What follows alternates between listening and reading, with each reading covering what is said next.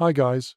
Tonight we step into the brittle silence of a medieval winter morning, inside a hut made almost entirely of rough-hewn timber. The kind of place where the walls creak as if they're alive, and every gust of wind outside feels like it's searching for cracks to slip through.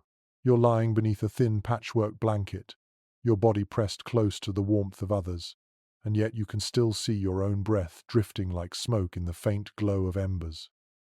The roof beams are beaded with frost, delicate crystals glistening above you like an icy constellation, and you have the sudden thought, you probably wouldn't survive this if you had to do it for real. So, before you get comfortable, take a moment to like the video and subscribe, but only if you genuinely enjoy what I do here. And, if you're listening right now, leave a comment with your location and the time of night, because there's something strangely cozy about knowing where in the world everyone else is lying awake. Now, dim the lights, and let's slip deeper into the story. The hut you wake in is a world apart from our modern comforts. Think of walls made of split logs, their gaps smeared with clay or dung to keep out drafts, yet never perfectly sealed. A thatched roof sags slightly under snow, each stalk of straw rigid with ice. Beneath you lies a crude floor of packed earth, scattered with straw meant to soften it, though it is damp in places where melted snow seeped through. The air is dense, still, and carries that faint, acrid perfume of smoke that never truly leaves, no matter how often the fire is stoked.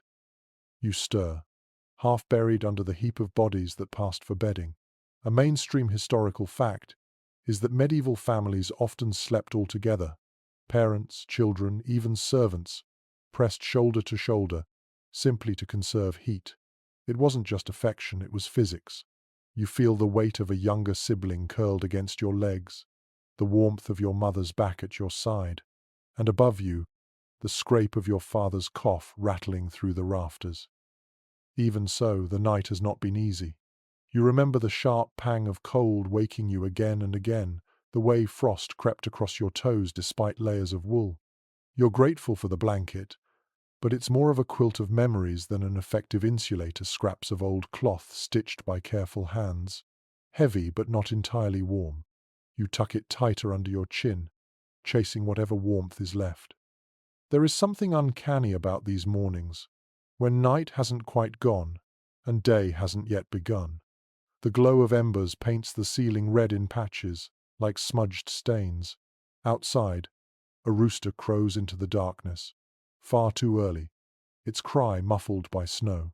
Inside, every sound echoes the creak of timber beams expanding and contracting, the whisper of breath, the occasional scuttle of a mouse bold enough to search for crumbs. Historians still argue whether frost was truly as constant inside these huts as we imagine, or whether steady fires kept the cold more at bay than romanticized accounts suggest.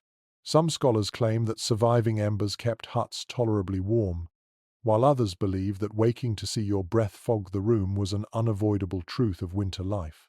You, of course, don't have the luxury of debating.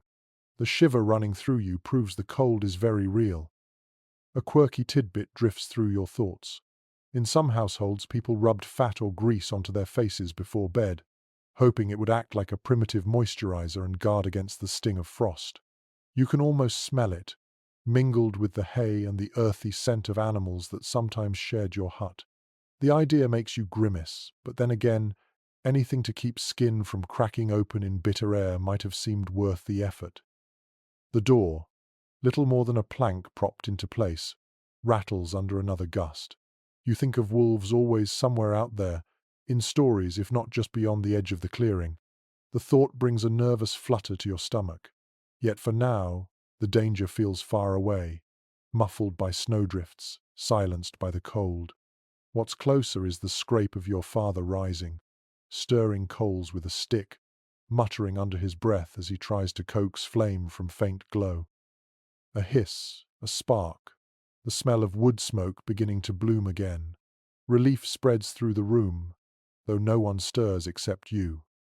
The medieval day begins in darkness and in silence, and you realize the night has not so much ended as blurred into another phase of endurance. For sleep was never quite seamless. It broke often, stretched long, woven with dreams and discomforts. You blink, watching frost tremble on the rafters, hearing the fire catch, feeling your mother shift slightly closer to the warmth. This is where your day begins. Not with an alarm, not with the hum of a heater, but with the ache of cold, the fragile glow of embers, and the slow awareness that you survived another night in a wooden hut against the brutal winter. And though you want nothing more than to burrow deeper into warmth, the creak of timbers reminds you, morning has come, and survival demands rising.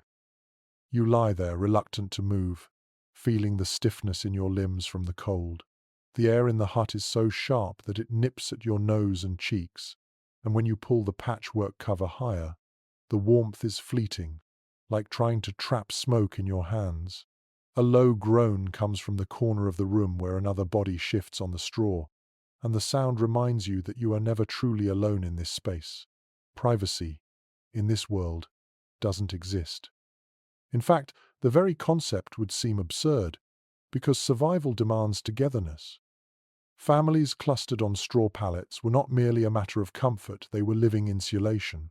A mainstream historical fact tells us that beds as we know them today, with frames, mattresses, and bedding, were luxuries reserved for lords and wealthy households. For common folk, sleep was simpler and far harsher. Imagine a single heap of straw laid out on the packed earth, flattened and prickly, with hides, wool, or whatever cloth could be spared layered over it.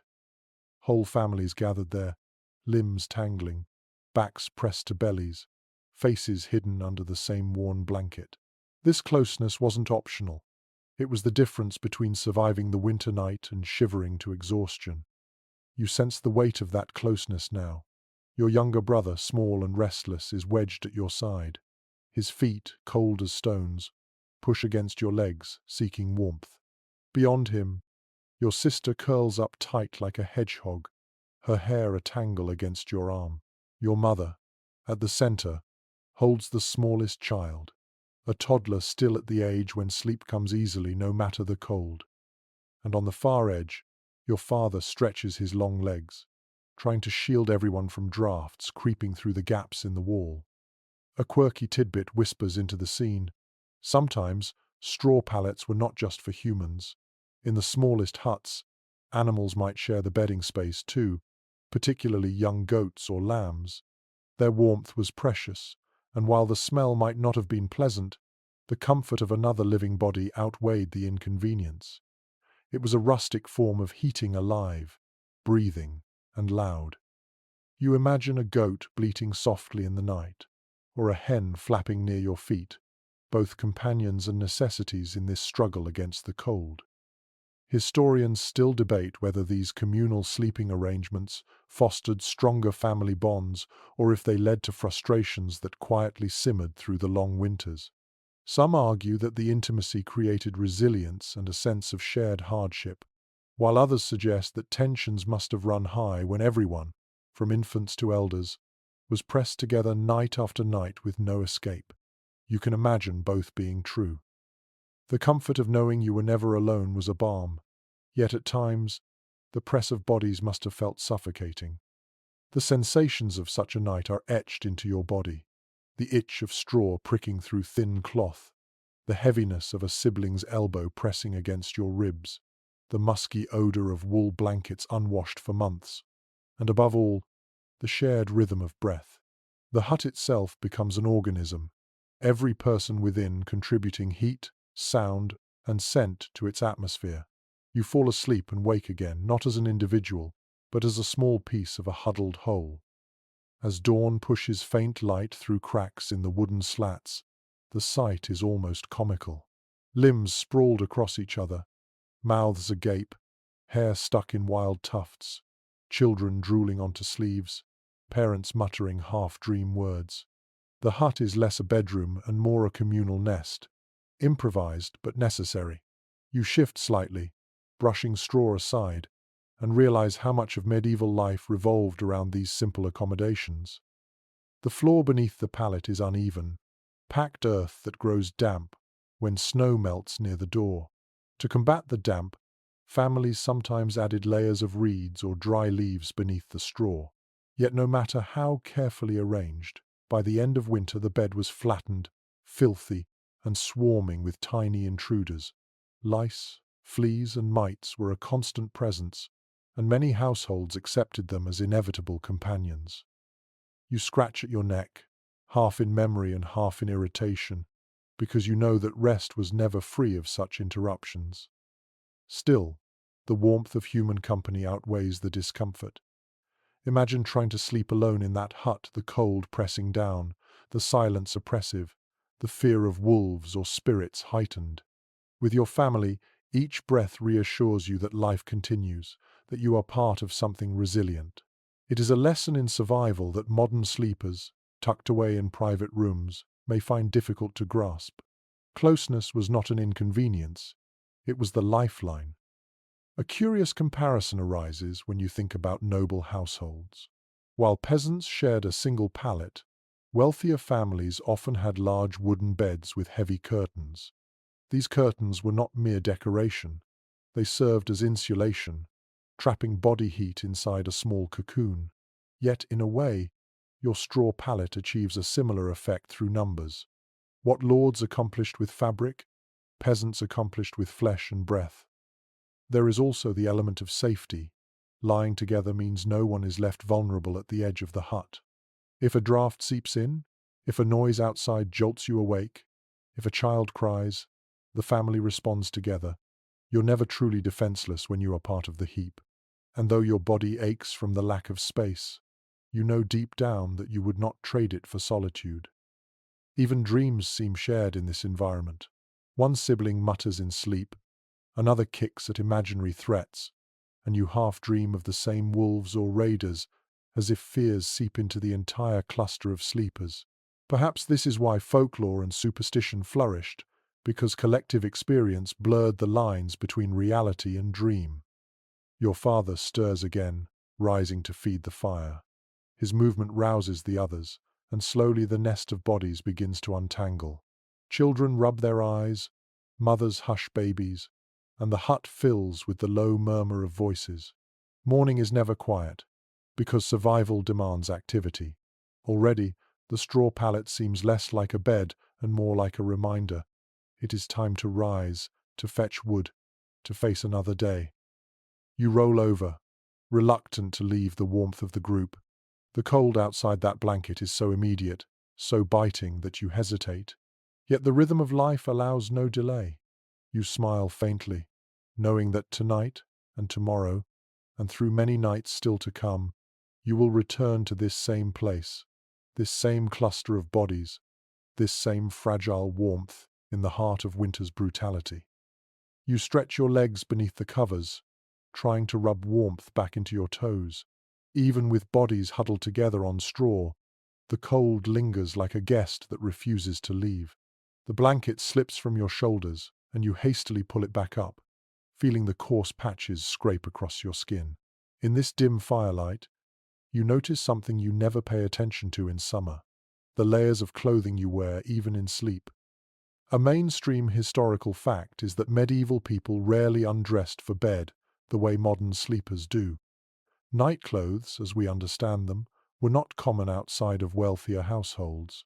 Instead, peasants simply slept in their day garments, or in whatever spare tunics and cloaks they could pile on. The goal wasn't comfort, it was survival.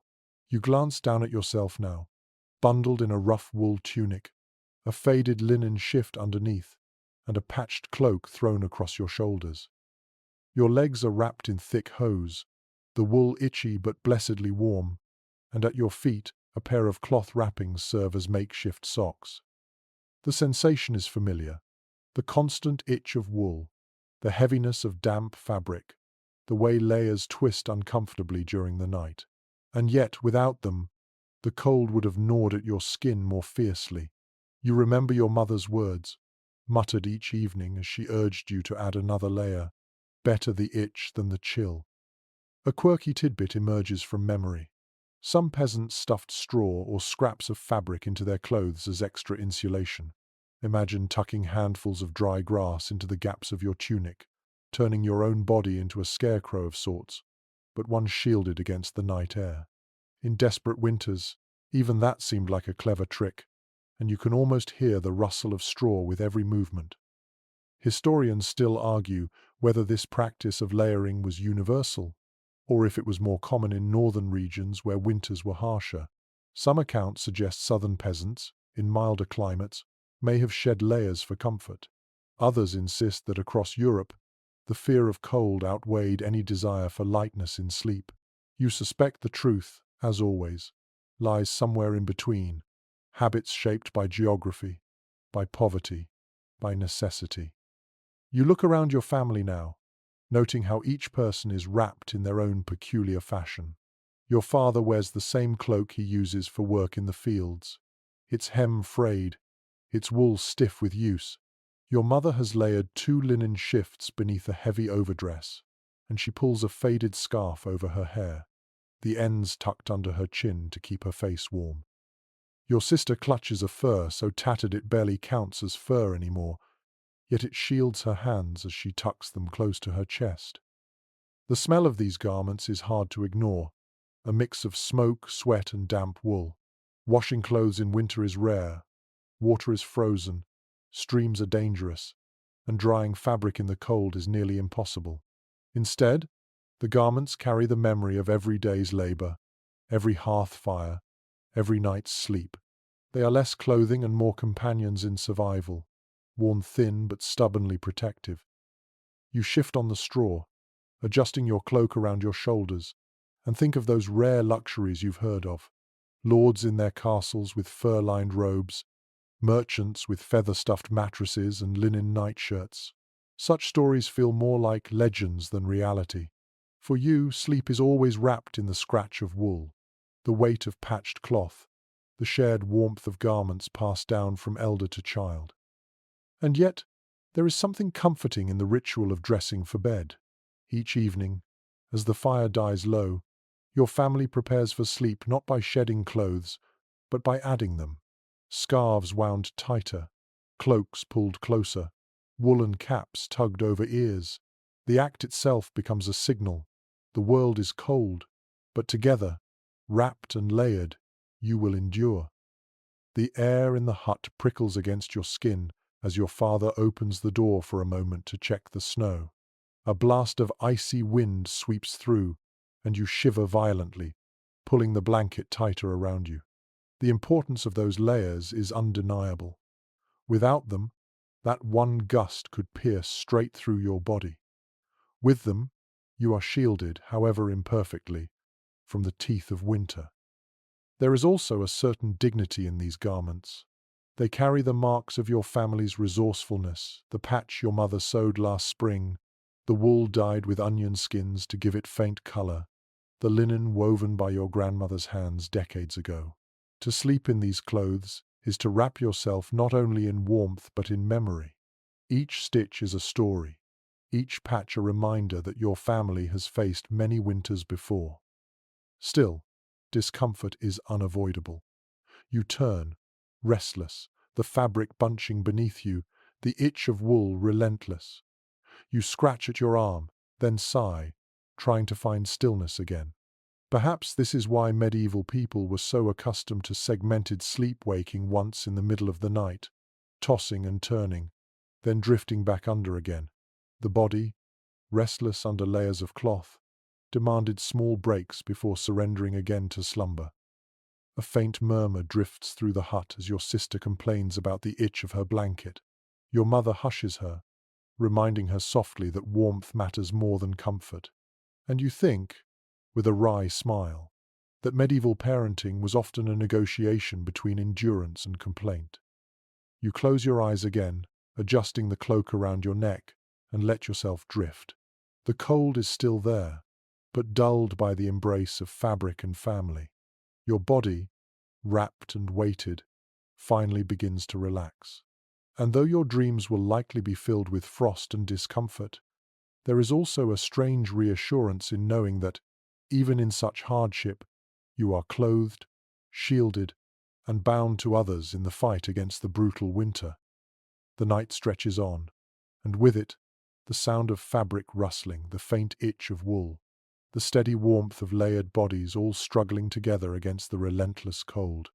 Sleep, imperfect as it is, returns carried not by comfort but by endurance stitched into every thread you wear. You stir again, restless in the night, and the crackle of the fire has dimmed to a faint whisper. The cold presses closer now, creeping through the gaps in the hut, and you instinctively burrow deeper under the blanket. Yet there's another source of warmth nearby, one that you have grown so accustomed to that you hardly think of it your animal companions.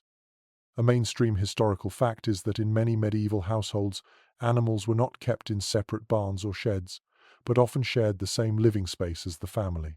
In smaller cottages and wooden huts, especially in winter, it was entirely normal for livestock to spend the night indoors. Chickens, goats, pigs, even a calf or two might huddle just a few feet away from your bed, their bodies adding precious warmth to the hut. This mingling of human and animal life may seem odd to modern sensibilities, but it was practical, efficient, and essential for survival. You shift slightly on the straw, and you hear it, the soft grunt of a pig settling into its own pile of hay near the hearth. The smell is undeniable, earthy and pungent, blending with smoke and damp wool until it becomes the scent of daily life. Somewhere in the shadows, a chicken rustles, its feathers brushing against the floor as it finds a place to roost. These sounds are part of your lullaby, familiar and oddly reassuring, for where there are animals, there is heat, and where there is heat, there is hope of making it through the night. A quirky tidbit whispers into memory.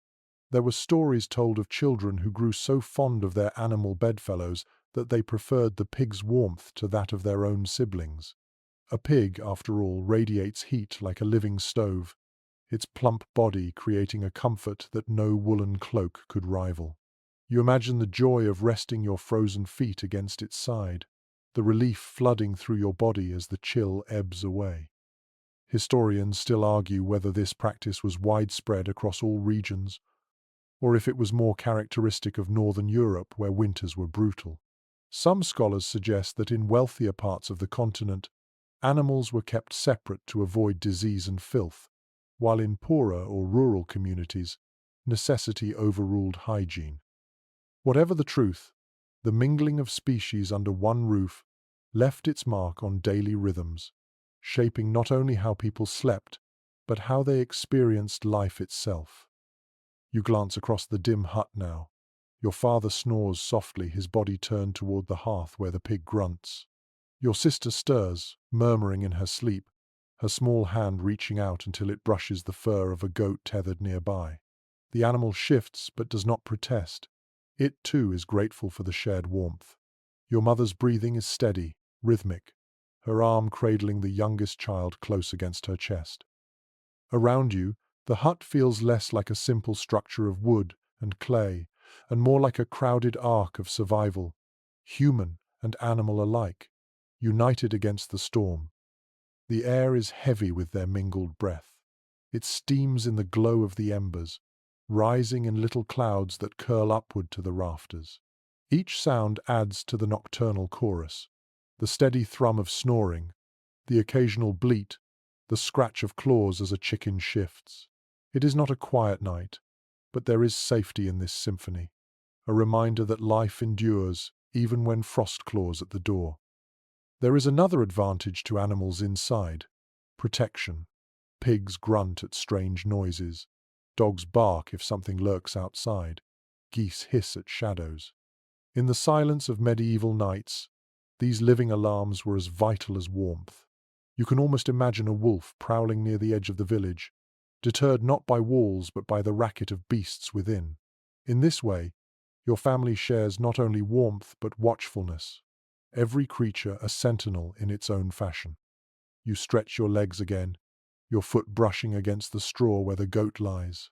The warmth radiates back instantly, and for a moment you sigh with relief. Then you shift back, knowing that comfort comes with a cost.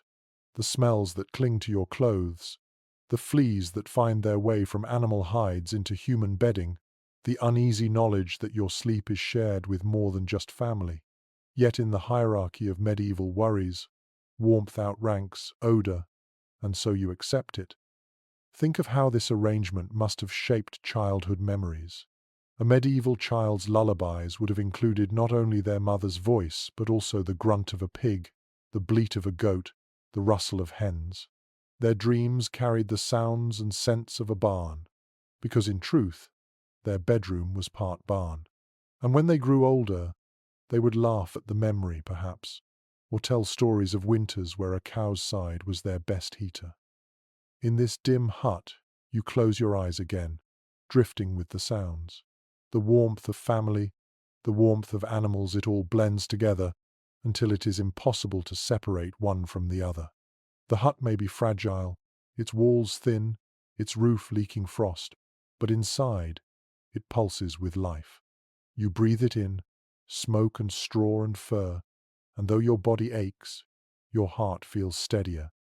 Still, there is a vulnerability to this scene. Disease can spread easily in such close quarters. Fleas leap from animal to child. Illnesses find fertile ground in damp huts filled with breath. Historians still puzzle over how much this contributed to medieval health struggles, debating whether proximity to animals hardened immune systems or weakened them. Yet you, living in the moment, cannot worry about such questions. Your concern is simpler. Will the fire last until morning? Will the roof hold against snow? Will the warmth of bodies be enough? You pull the blanket tighter, pressing yourself against your sibling's side, listening to the soft grunt of the pig and the faint scratching of claws. It is strange comfort, but it is yours. And as your eyes close, you realize the night is not something you face alone. Everybody in this hut, human and animal alike, fights the cold with you. And together, perhaps, you will win this small battle against the endless winter. The night drags on, and though the animals near the hearth radiate their warmth, you cannot ignore the fading glow of the fire. You shift on the straw and watch the embers pulse faintly, like a heartbeat struggling to keep the hut alive. The fire is the center of this fragile universe, and without it, the cold would sweep in fully, unchallenged. You know this because you've felt it on nights when the flame faltered, the breath freezing in your lungs, the sting in your fingers sharp as needles, the darkness oppressive. A mainstream historical fact is that most medieval homes, especially peasant huts, had only a simple open hearth. There was no chimney, no graceful escape for the smoke, just a hole in the roof or a vent in the wall, if one was lucky. The fire burned at the center of the room, filling the hut with warmth, but also with smoke so thick that eyes watered and lungs ached. And yet, despite this discomfort, the hearth was everything. Without it, food could not be cooked, water could not be boiled, and survival through the winter nights was impossible. You cough slightly as the smoke curls low. It clings to the rafters, turning the frost black where soot settles. The air is heavy, acrid, and you feel the sting in your eyes. Yet, perversely, the smoke is also a shield. It drives away pests, helps preserve meat hung above the fire, and even lingers in the fabric of your clothes, a smoky armor against vermin. You shift your cloak around you, realizing it carries the scent of dozens of such nights, saturated with smoke that will never fully wash away. A quirky tidbit springs to mind. In some regions, families deliberately allowed fires to smolder low all night, not to avoid smoke, but because they believed evil spirits feared the acrid haze. Imagine that your stinging eyes and coughing lungs interpreted not as suffering, but as protection. Parents reassured children that the smoke kept demons away, and in the wavering half-light of winter, such a belief probably felt like truth. Historians still debate whether medieval huts were truly suffocating with smoke each night, or if clever venting and careful fire maintenance kept the air more breathable than we imagine. Some archaeological studies show blackened rafters and soot-caked walls, evidence of centuries of smoky fires. Others argue that with skill and small architectural tricks, families could keep a tolerable balance. You, curled on the straw now, can only judge by your watering eyes. Smoke is a constant companion, for better or worse. Your father shifts near the hearth, muttering to himself as he stirs the embers. He adds a small log, then blows gently, coaxing flame. The orange glow swells, flickering across the hut, illuminating faces in warm light. For a brief moment, you can see everyone clearly: your mother's tired profile, your siblings' flushed cheeks, the animals shifting in their corners. Then the light shrinks again, settling into a steady smolder. The fire itself is small, cautious. Wood is scarce in winter, and every log must be stretched to last. You remember the ritual of collecting branches during autumn, whole days spent gathering, chopping, stacking, always with the dread of whether the pile would be enough. Too little wood meant too little fire, and too little fire meant nights of suffering. The fear lingers, even now, as you hear the crackle grow weak and watch your father hesitate before adding more fuel. Your throat is dry from the smoky air, and you swallow hard. You think of how the hut smells: burnt pine resin, damp wood sizzling, smoke thick enough to cling to your hair. The scent will be in your nostrils all winter, so familiar that you may no longer notice it. Only outsiders, travelers, or visitors would comment on the oppressive haze, their eyes watering, their voices hoarse. For you, this is simply life. The animals stir in their hay as the fire flickers again. The pig grunts, the goat stretches, a chicken flaps its wings once. They too rely on the warmth, drawn closer to the hearth by instinct. The hut feels more crowded as every living being shifts toward the heat, and for a moment you think of the fire as the true master of the household. You obey it, tend it, fear it, depend on it. Without it, you are nothing but prey for the cold. There is an art to keeping it alive. Your father buries the logs with ash, creating a slow, steady burn that will last until dawn. You remember watching him as a child, marveling at the way he shaped the fire's life, coaxing it like a fragile animal. Even now, you cannot resist watching, learning, committing the motions to memory. For in winter, fire is knowledge, and knowledge is survival. And yet, there is danger too. You recall the stories whispered around the village of huts catching fire in the night, flames devouring straw and thatch, families fleeing barefoot into snow. The smoke you breathe now, protective in its own way, is also a warning of that constant risk. You roll over, listening to the crackle, wondering if tonight the flame will remain gentle, or if it might roar suddenly, greedy for air. Despite the unease, the fire lulls you. Its glow casts shadows that dance across the walls, turning cracks into shifting shapes. You watch them lazily, letting your mind wander.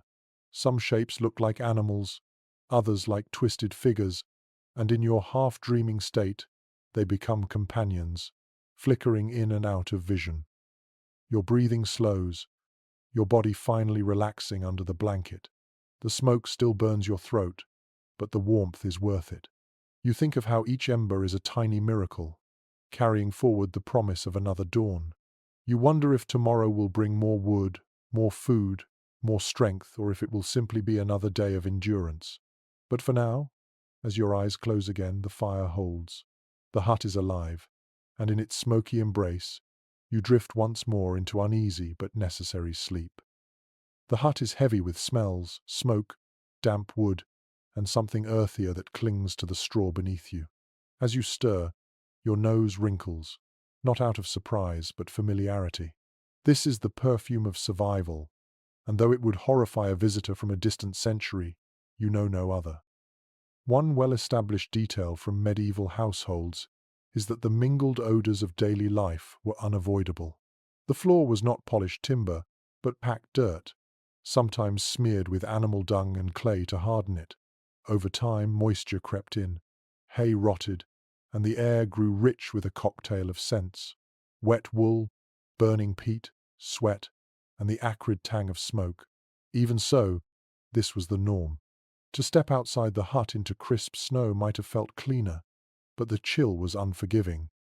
Inside, you endured the smell because it came hand in hand with warmth. You draw in a breath now and catch the sharpness of damp straw where someone spilled water the day before. It blends with the sourness of fermenting ale stored in a jug by the hearth, and somewhere beneath it all lingers the musk of animals bedding down nearby. Your senses never rest, because in this confined space, everything shares the same air. One curious custom recorded in rural communities was the scattering of herbs, mint, sage, or juniper, onto the floor or into the bedding. Not only did this add a fresher scent, it was also believed to drive away vermin. You imagine your mother crushing dried leaves between her hands, the fragrance momentarily masking the smell of dung and sweat. Perhaps it worked for a short while, but the smoky haze always reclaimed its dominance. There's ongoing debate among scholars about how medieval people truly perceived these odors.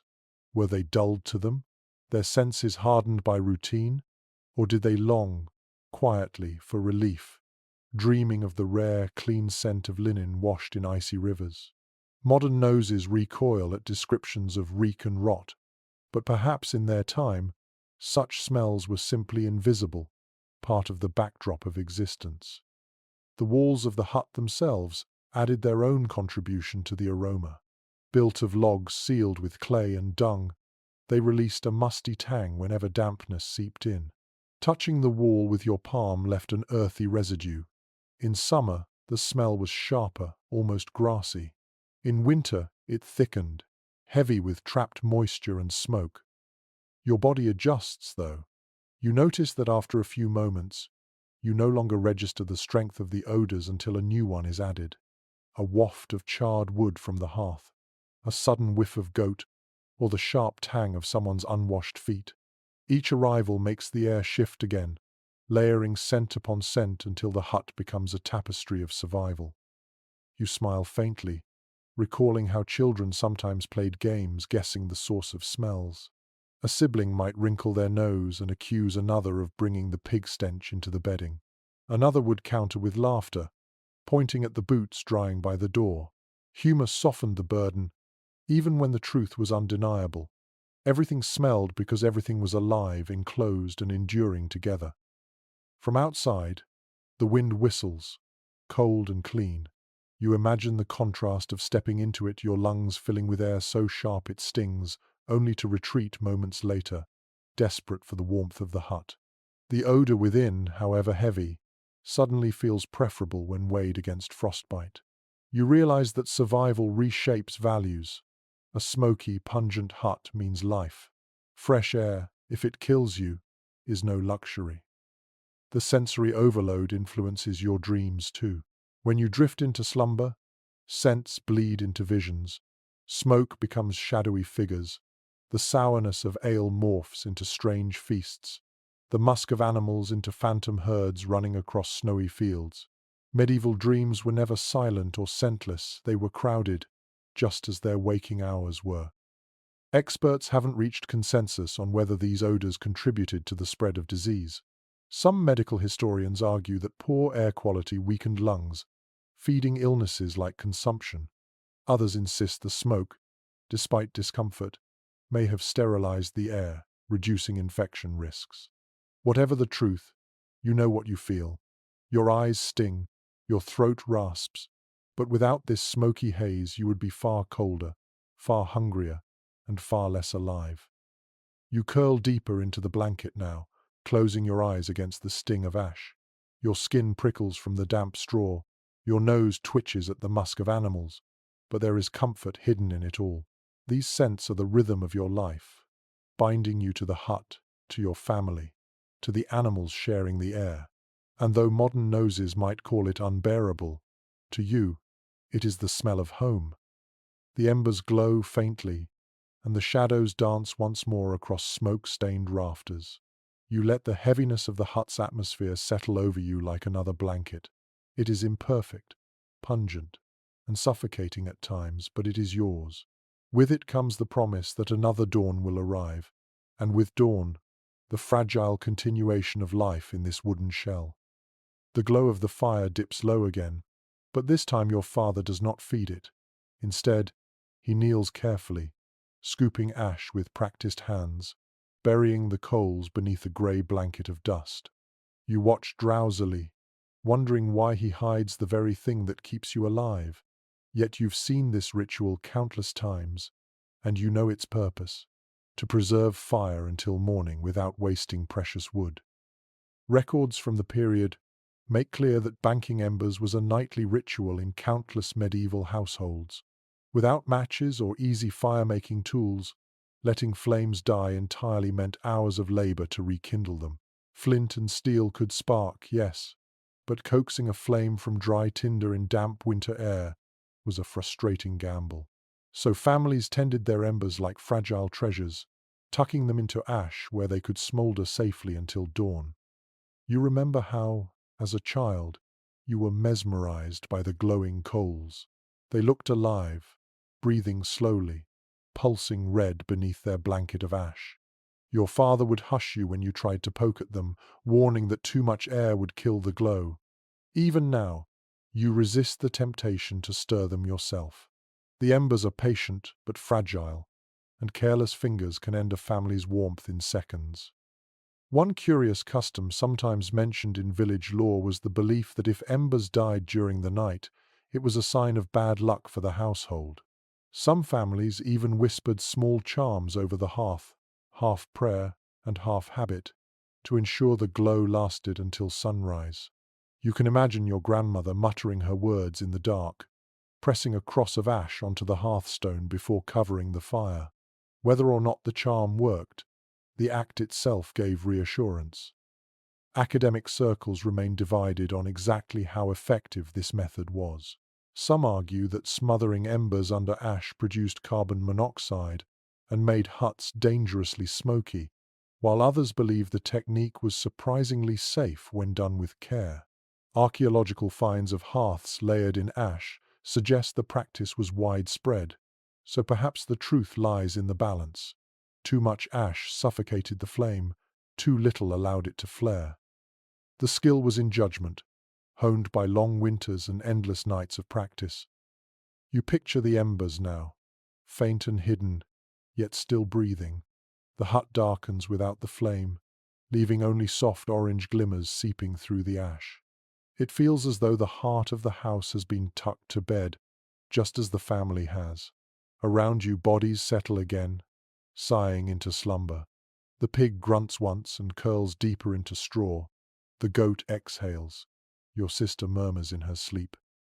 The night resumes its rhythm, quieter now, soothed by the certainty that warmth waits beneath the ashes. The act of banking embers also carried symbolic weight. Fire was not just a tool but a sacred presence. In some communities, hearth fires were never allowed to die, passed from one generation to the next like a living heirloom. You imagine a bride carrying glowing coals from her childhood home to her new household, kindling her married life with continuity of flame. Such gestures remind you that fire was more than heat, it was identity, connection, and even blessing. You shift slightly, pulling your cloak higher, and remember times when the fire did go out. Those mornings were miserable. Your father crouched with flint and steel, sparks flying uselessly onto damp tinder, while everyone huddled and shivered. The memory alone makes you appreciate the faint glow hidden under the ash tonight. Survival feels lighter when you know the fire still breathes. There is also a practical rhythm to it. The banking of embers signals that the household's day is truly done. The chores are finished, the animals fed, the pallet claimed. No more work will be attempted until daylight. It is the medieval equivalent of switching off the last light, a closing ritual that binds the family into one shared act of rest. You close your eyes, comforted by the knowledge that the fire has been put to sleep just as you have. Still, you wonder, what if a gust of wind sneaks through the cracks and snuffs it out? What if the ash shifts and the coals cool too quickly? The uncertainty is always there, lurking in the back of your mind. Yet worry cannot change the outcome. Like so much in your world, it rests on trust. Trust in skill, in practice, in the stubborn resilience of fire itself. You exhale into the dark, your breath curling like smoke, and let the faint warmth of the banked embers seep into your bones. Tomorrow, they will be uncovered, coaxed back to flame, and the cycle will continue. For now, you rest in the quiet knowledge that your family has carried fire into another night, guarding it like a secret, fragile flame against the winter's endless hunger. The hut grows still again, wrapped in silence, punctuated only by the faint sigh of ash settling. You let your eyelids droop, body heavy with fatigue. Somewhere deep inside the hearth, beneath its dusty shroud, the embers glow patiently. You imagine them like tiny guardians, waiting in the dark, ensuring that when the sun rises, warmth will greet you once more. And with that thought, you finally drift, soothed by the hidden heartbeat of fire sleeping under ash. The night stretches long, and as your body shifts restlessly on the straw, you realize that true sleep comes in fragments. You never sink into an unbroken dream from dusk until dawn. Instead, your eyes open again and again, your mind pulled between fatigue and alertness. This pattern is not unique to you, it belongs to your age, to your time, to everyone in huts like this scattered across the wintry world. One well-documented detail of medieval rest is the pattern of segmented sleep. Instead of one continuous slumber, people often drifted off soon after nightfall, then awoke in the middle of the night for a stretch of quiet wakefulness, before returning to a second sleep until dawn. Diaries, sermons, and even medical texts mention this rhythm as though it were entirely natural. In the absence of artificial light, darkness itself seemed to shape the body's hours. You feel it now. After only a few hours under the patchwork quilt, you stir awake, your eyes drawn to the faint red glow of the banked embers. Around you, your family shifts as well. Your father coughs softly, your sister rolls over, your mother stirs enough to soothe the baby. The hut is alive with subtle movements, half asleep but not entirely.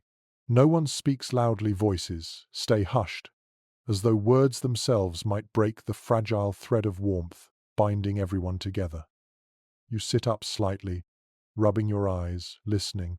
Outside, the wind moans through the trees and snow hisses softly as it drifts from the roof. The night feels eternal, and yet, in this pause, you sense the peculiar intimacy of these hours. They are neither day nor night, but something in between, a time when thoughts wander and fears grow sharper. There's ongoing debate among modern researchers about why segmented sleep was so common. Some suggest it was dictated by biology, with the human body naturally tuned to wakefulness after a first rest. Others argue it was shaped by necessity, fires needed tending, animals checked, and dangers kept at bay.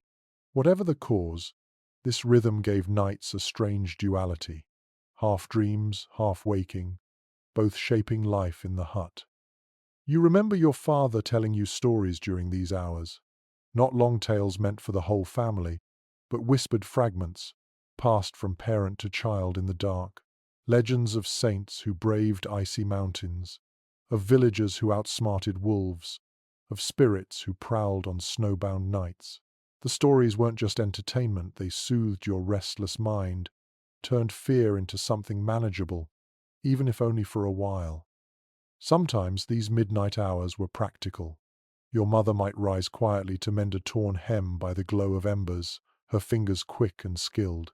Or she might prepare dough, ready to bake when dawn arrived. Neighbors, too, used this time. Some accounts describe villagers visiting each other between first and second sleep, sharing ale, prayers, or hushed conversations. The night, though dangerous, also carried its own social rhythm. You shift again on the straw, listening to your siblings breathing. They too stir in their sleep, scratching at woolen blankets, muttering in half-dream voices. The closeness of bodies ensures that no one ever sleeps entirely undisturbed. A sneeze, a cough, the shifting of straw all ripple through the nest, pulling one awake as another dozes off. Sleep becomes not an individual act, but a communal pattern, woven together like the threads of your patched quilt. You think of how strange this might seem to someone from centuries ahead, used to quiet rooms and electric lamps. To them, waking at midnight might feel like restlessness or illness. But here, in your hut, it is simply the way of things. The night itself is too long to endure without interruption. Breaking it in half gives it rhythm, makes it survivable. One odd habit whispered among villagers was the use of these hours for prayer. Some believed the soul was most open to heaven in the middle of the night, when the world was hushed. Kneeling before the hearth, clasping hands in smoky darkness, they asked saints for protection against frost, wolves, or sickness. Perhaps you have done the same once or twice, whispering words that rose into smoke curling toward the rafters. Experts continue to puzzle over how this segmented sleep shaped medieval psychology. Did the wakeful hours encourage deeper dreams? Did they foster creativity, quiet reflection, or even mystical visions? In sermons and confessions, people spoke of temptations and visions that came in the midnight pause, as though the boundary between waking and dreaming blurred. You lean back against the wall now, staring at the faint shimmer of frost above you. The silence is thick, broken only by the faint snore of your father and the occasional rustle of the pig in its corner. The air is still smoky, but less suffocating than before, the embers breathing quietly under their ash blanket. This is the time for thoughts, for wondering, for listening to your own heartbeat echo in the hush. Then, slowly, the rhythm of sleep reclaims you. Your eyelids droop, your body softens, and you ease back into the straw. Around you, others do the same. One by one, your family settles again into second sleep, drifting into dreams that will carry you all until morning. The segmented night, strange to some, feels natural to you. The cold remains, but broken sleep has become a shield, a way of surviving the endless winter hours, one fragment at a time. And as you surrender once more, you realize that this rhythm, wake, rest, mirrors the very cycle of survival itself. Never perfect, never seamless, but always enduring, carrying you from one fragile dawn to the next. You jolt slightly at a sound beyond the wall, a long, low howl that threads through the wind. Your first thought is wolves. The second is raiders. Neither is comforting. For a moment you hold your breath, straining to listen, while your heart quickens under the blanket. Out here, in a wooden hut on the edge of winter's grip, the night carries more than cold. It carries danger. Contemporary chronicles make clear that wolves were a constant concern in medieval Europe. Harsh winters drove them closer to villages, their hunger pushing them to stalk livestock and, on desperate nights, even children. Tales abounded of travelers vanishing on snowy paths, their fate marked only by tracks leading into the forest. And though the truth may have been less dramatic than the stories, the fear was real. Wolves were not mythical monsters, they were predators with teeth and hunger, and the flimsy walls of a wooden hut offered little defense. You tighten your blanket around your shoulders, peering into the shadows where your siblings sleep unaware. Your father stirs, too, lifting his head as though he heard the same sound. He doesn't rise, just listens, his hand resting on the staff he keeps near the door. The silence that follows is heavier than the howl itself, stretching until you wonder if you imagined it. Then, the wind picks up, whistling through the cracks in the wall, and the sound dissolves into its roar. One odd superstition often repeated around village fires was that wolves could be kept at bay by hanging sprigs of juniper or iron charms above the door. Whether effective or not, such rituals gave families a sense of control against forces beyond their power. You remember your mother tying a bundle of herbs to the hut's beam last winter, her hands steady though her eyes betrayed her own unease. There's ongoing scholarly disagreement about how frequent raids by bandits or hostile neighbors truly were during winter. Some argue that harsh weather deterred attackers, while others point to records of burned villages and stolen food stores as evidence that hunger made men as dangerous as wolves. Whatever the statistics, the fear ran deep enough to haunt the dreams of those who slept in huts like yours. Every creak in the timbers, every gust against the roof, could be a warning of footsteps in the snow. You shift uneasily, your ears tuned to the night. The hut groans as wind presses against it, beams creaking like voices. A chicken flutters its wings suddenly, startled, and the goat bleats softly in its tether. The pig, however, sleeps on, a lump of warmth indifferent to dangers beyond the walls. You exhale slowly, reminding yourself that animals often sense threats first if they rest easy. Perhaps you can too. Yet your imagination refuses to quiet. You picture wolves circling outside, paws pressing into fresh snow, their breath steaming in the cold. You picture raiders with cloaks pulled tight, eyes gleaming under helmets, seeking food, fire, or worse. The thin door between you and them feels flimsy as parchment. In truth, it is nothing more than a wooden plank braced with a stone. One story your grandmother told returns to you now, of a family so poor they invited their pig into the bedding heap each night, and one winter, the pig's squeals saved them from wolves that tried to break through the door. Whether true or not, the story is retold because it carries the message that survival often depends on unlikely allies. You reach out and rest your hand on the fur of the goat beside you, feeling its steady warmth. Perhaps that story wasn't so far-fetched after all. Modern researchers often debate how much of medieval fear was based on reality and how much was magnified by folklore. Was the wolf population truly overwhelming, or did their occasional presence loom larger in the imagination? Were raids a daily threat, or rare but terrifying enough to scar memory for generations? The evidence is fragmented, leaving room for interpretation. But for you, lying here now, the distinction hardly matters. Fear feels real when you hear a howl in the dark. The silence stretches again, broken only by the slow breathing of your family. Your father settles back down, satisfied that the threat has passed, but you remain tense, your ears straining for another sound. The hut seems smaller, tighter, with danger pressing at its edges, and yet, you know this is part of life. Nights are never free of unease. You draw the blanket tighter still, tucking your chin, and remind yourself that this moment is not unique. Generations before you have lain in similar huts, hearing similar howls, clutching similar blankets. The fear of what lurks beyond wooden walls is woven into the fabric of winter life, as much a part of survival as fire or food. Gradually, exhaustion softens your edges. Your mind dulls. Your body sinks into the straw once more. The wolves may circle, raiders may wander, but the hut still stands, its walls holding against the storm. You let your eyes close, whispering a half-formed prayer into the smoky dark. Protection, warmth, survival, these are all you ask. And as your breath slows, you surrender once more to uneasy sleep, fragile but enduring in the heart of winter's threat. The night presses on, and though the howls have faded, the cold creeps steadily upward from the floor. You curl tighter into your cloak, shifting on the straw to find even the smallest patch of warmth.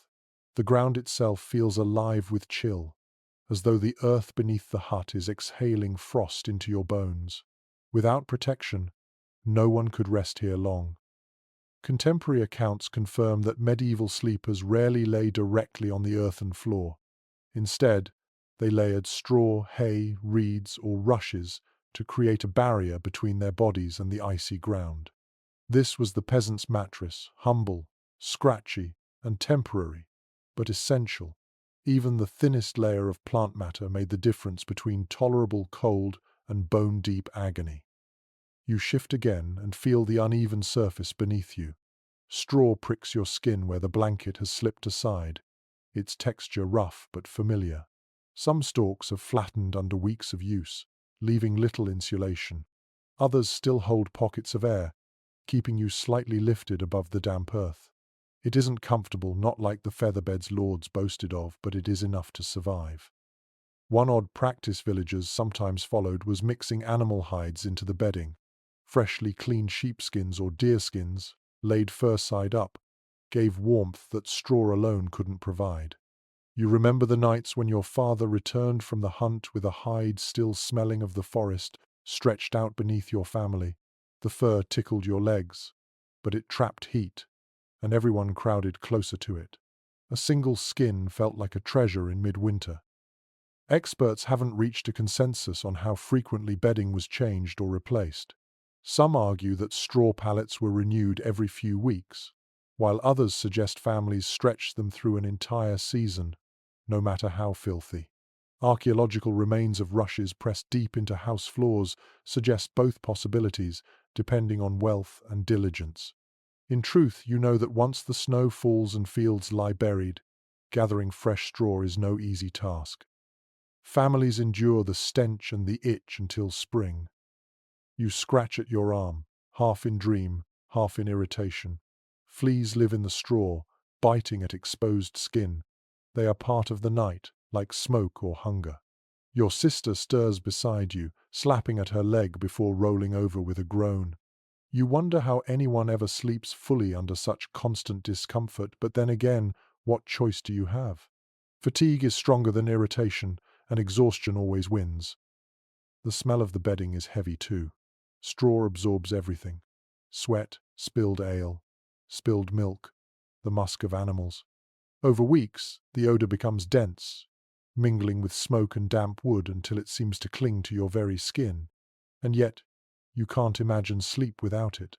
A bare floor would freeze you, and fancier mattresses are dreams for nobles and priests, not for families in huts like yours. You think of those nobles, tucked into wooden frames raised above the floor, lying on thick mattresses stuffed with feathers, wool, or down. Curtains drawn around the bed to hold warmth in, servants to fetch fresh rushes, perfumes to mask odors. Their world feels like another universe. Here, your mattress is shared, its stuffing both gift and burden, but it is yours. Sometimes, villagers tried to improve the pallet with tricks passed down through generations. One was to place warmed stones beneath the straw, wrapped in cloth so they wouldn't scorch. Another was to add layers of bracken fern, whose stiff leaves kept dampness at bay.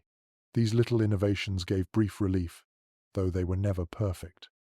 You picture your grandmother showing you how to arrange fern leaves in a crisscross, explaining that they lasted longer than straw, her wrinkled hands moving with practiced ease. There's debate among social historians about whether peasants truly minded their humble bedding. Some argue that people grew used to discomfort, their standards simply different from ours. Others suggest they longed constantly for better, envying the lords whose sleep was cushioned and sweet-smelling. Perhaps both are true. Perhaps they envied and endured in equal measure. You lie still, your ear pressed close to the bedding, and listen. The straw whispers faintly as your sister shifts, a sound like dry grass in summer. You can hear mice scuttling somewhere beneath, bold enough to claim scraps that fell from supper. The earth smells faintly of mildew where the snow seeped in near the door, reminding you that no barrier is ever perfect. And yet, despite everything, the fleas, the stench, the uneven lumps, you begin to understand the comfort hidden in this bed. It is not softness that soothes you, but familiarity. Every stalk, every rustle, every prickle has been with you night after night, binding you to family and to place. This is not a bed of luxury, but of belonging. Your eyes grow heavy again, your body surrendering to the crude embrace of straw and hides. You sigh, adjusting your cloak so that no patch of skin is exposed to the draught. Around you, others shift too, every movement reshaping the communal mattress beneath. It is noisy, lumpy, and imperfect, but it is warm enough, secure enough, and yours enough to let sleep take you once more.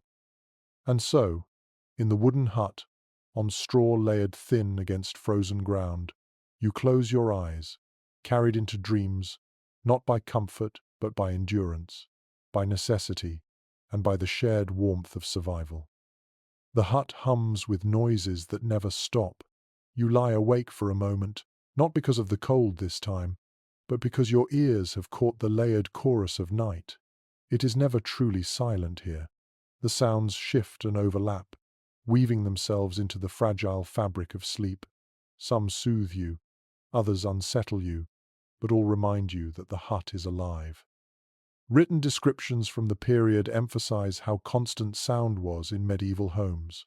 Thin walls, open hearths, and shared living meant no separation between one life and another. Privacy was almost unknown. You heard every cough, every rustle, every murmur. At night, this intimacy became more obvious. Sleep was not an isolated silence, but a communal soundscape. You listen closely now. The timbers creak above your head, stretched and bent by the weight of snow. The roof shifts with faint cracks, like joints in an old man's knees. In the corner, your father snores in long, steady rumbles, broken by the occasional cough as the smoke irritates his lungs. Your mother breathes more lightly, her breath soft as the sigh of fabric.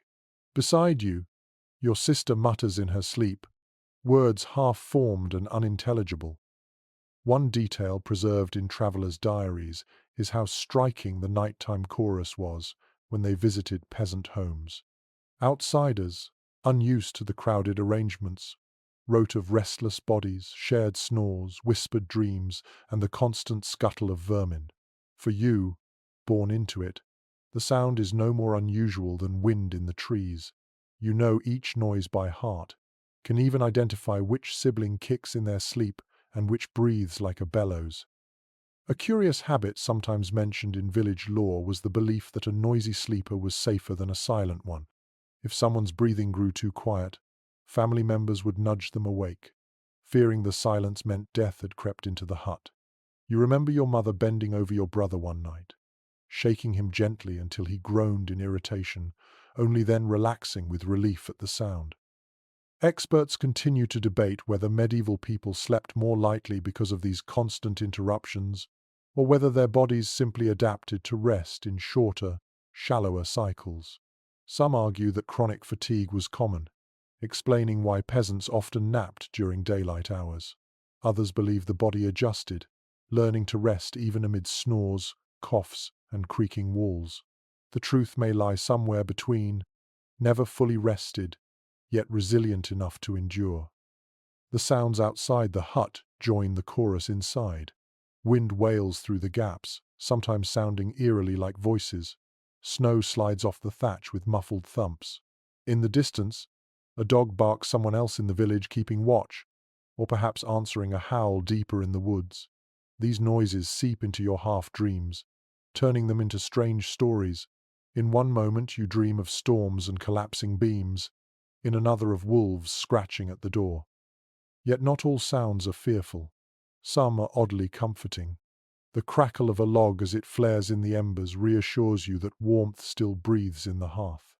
The soft grunt of the pig nearby, the flutter of hens settling on their perch, the rhythmic chewing of the goat, all of these tell you that life endures. They are lullabies of survival, each one anchoring you to the present. You shift on the straw, adjusting your ears to the quieter noises, the faint scratch of a mouse near the food stores, the drip of melted snow sneaking through the roof into a wooden bucket.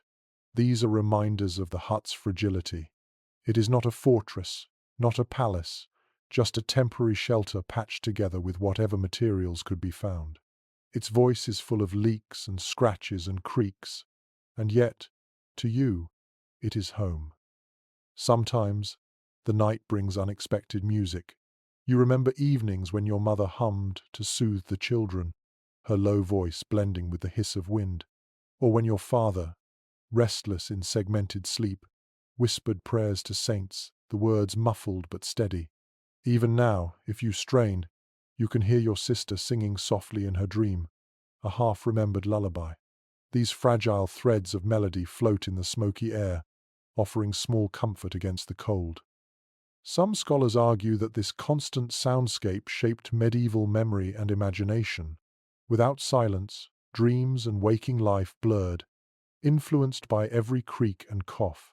Folklore of spirits and omens may have been seeded in these nights, when a groan of timber was mistaken for a phantom's cry, or a snore for a whispered warning. To live in such sound was to live in a world where reality and imagination constantly mingled. You pull the blanket tighter, letting the noises wash over you. They are distracting, yes, but they are also reassuring. Every sound means something: life, movement, protection, survival. Silence would be far worse. Silence would mean the fire has died, the animals have frozen, the family has stopped breathing. Noise is proof of endurance. Your eyelids grow heavy as the hut continues its restless song. The chorus does not stop, you know it never will, but gradually it becomes background, steady and predictable. Like a lullaby, it guides you back into slumber. You surrender. Your last thought, a simple one, that this crowded, noisy hut, with all its imperfections, holds the fragile symphony of life against the brutal winter outside. Your stomach grumbles, faint but insistent, tugging you from the edge of second sleep. Hunger is another companion in winter, almost as constant as the cold. You open your eyes and see the faint outline of your mother moving near the hearth. She lifts a small loaf from a cloth and breaks it into pieces, handing one to your father first, then to each child who stirs awake. Accounts from the Middle Ages tell us that simple food before bed was a common custom, not for luxury but for survival. Bread crusts, porridge, or a sip of warm ale settled the stomach, easing discomfort and making it easier to sleep through the long, freezing night. Without this small ritual, hunger gnawed too fiercely, disturbing rest and leaving the body weaker by morning. You chew slowly on your piece of bread, the crust hard from days of storage. It tastes faintly sour, the way bread often did when made with rough ground grains and sourdough starters. The dryness sticks in your throat, but you wash it down with a swallow of thin ale your mother presses into your hand. The liquid is warm from sitting near the embers. Its taste bitter but strangely soothing. You feel heat spread faintly through your chest, dulling both chill and hunger. Travelers' diaries sometimes remark on how little variety peasants had in their nighttime meals. Unlike nobles who dined late with roasted meats and sweetened wines, families in huts like yours made do with whatever was at hand, often the same bread and ale repeated endlessly. Yet even monotony was comfort. Hunger did not demand flavor, it demanded substance. One curious practice recorded in rural villages was warming stones in the fire and then placing small pots of thin broth beside them so that the liquid stayed warm until bedtime. Families would sip the broth like medicine, savoring the steam as much as the taste. You can imagine such a scene here. Your sister cupping her hands around the pot, eyes closing in relief as the warmth fogs her face. Scholars remain divided over how nutritious these nighttime meals truly were. Some argue that ale, low in alcohol and rich in calories, gave peasants vital energy. Others point out that diluted gruel and hard bread did little to replenish the exhaustion of winter labor. Whatever the truth, you know the comfort it brings now. Your belly no longer aches so sharply, and your mind grows calmer. The smell of food, faint as it is, fills the hut. Smoke mixes with the sour tang of ale, the earthy scent of bread, and the faint sweetness of dried onions your mother sometimes added to dough. These aromas, though humble, feel luxurious compared to the bitter odor of straw and dung that dominates most hours. For a moment, as you swallow the last bite, you feel warmed from within, not just without. Your father takes his sip last, wiping his mouth with the back of his hand. He mutters a quiet thanks, not to anyone in particular, perhaps to the saints, perhaps to the grain, perhaps simply to life itself. This ritual of eating together, even if only scraps, binds the family as surely as the straw pallet.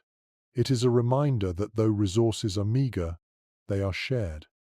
You settle back onto the bedding, pulling the blanket close again.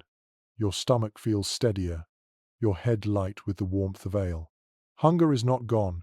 It never is in winter, but it is softened enough for sleep to return. You think of how many nights before this have followed the same pattern. Fire dwindling, embers banked, bread shared, bodies huddled. Each repetition weaves endurance into routine.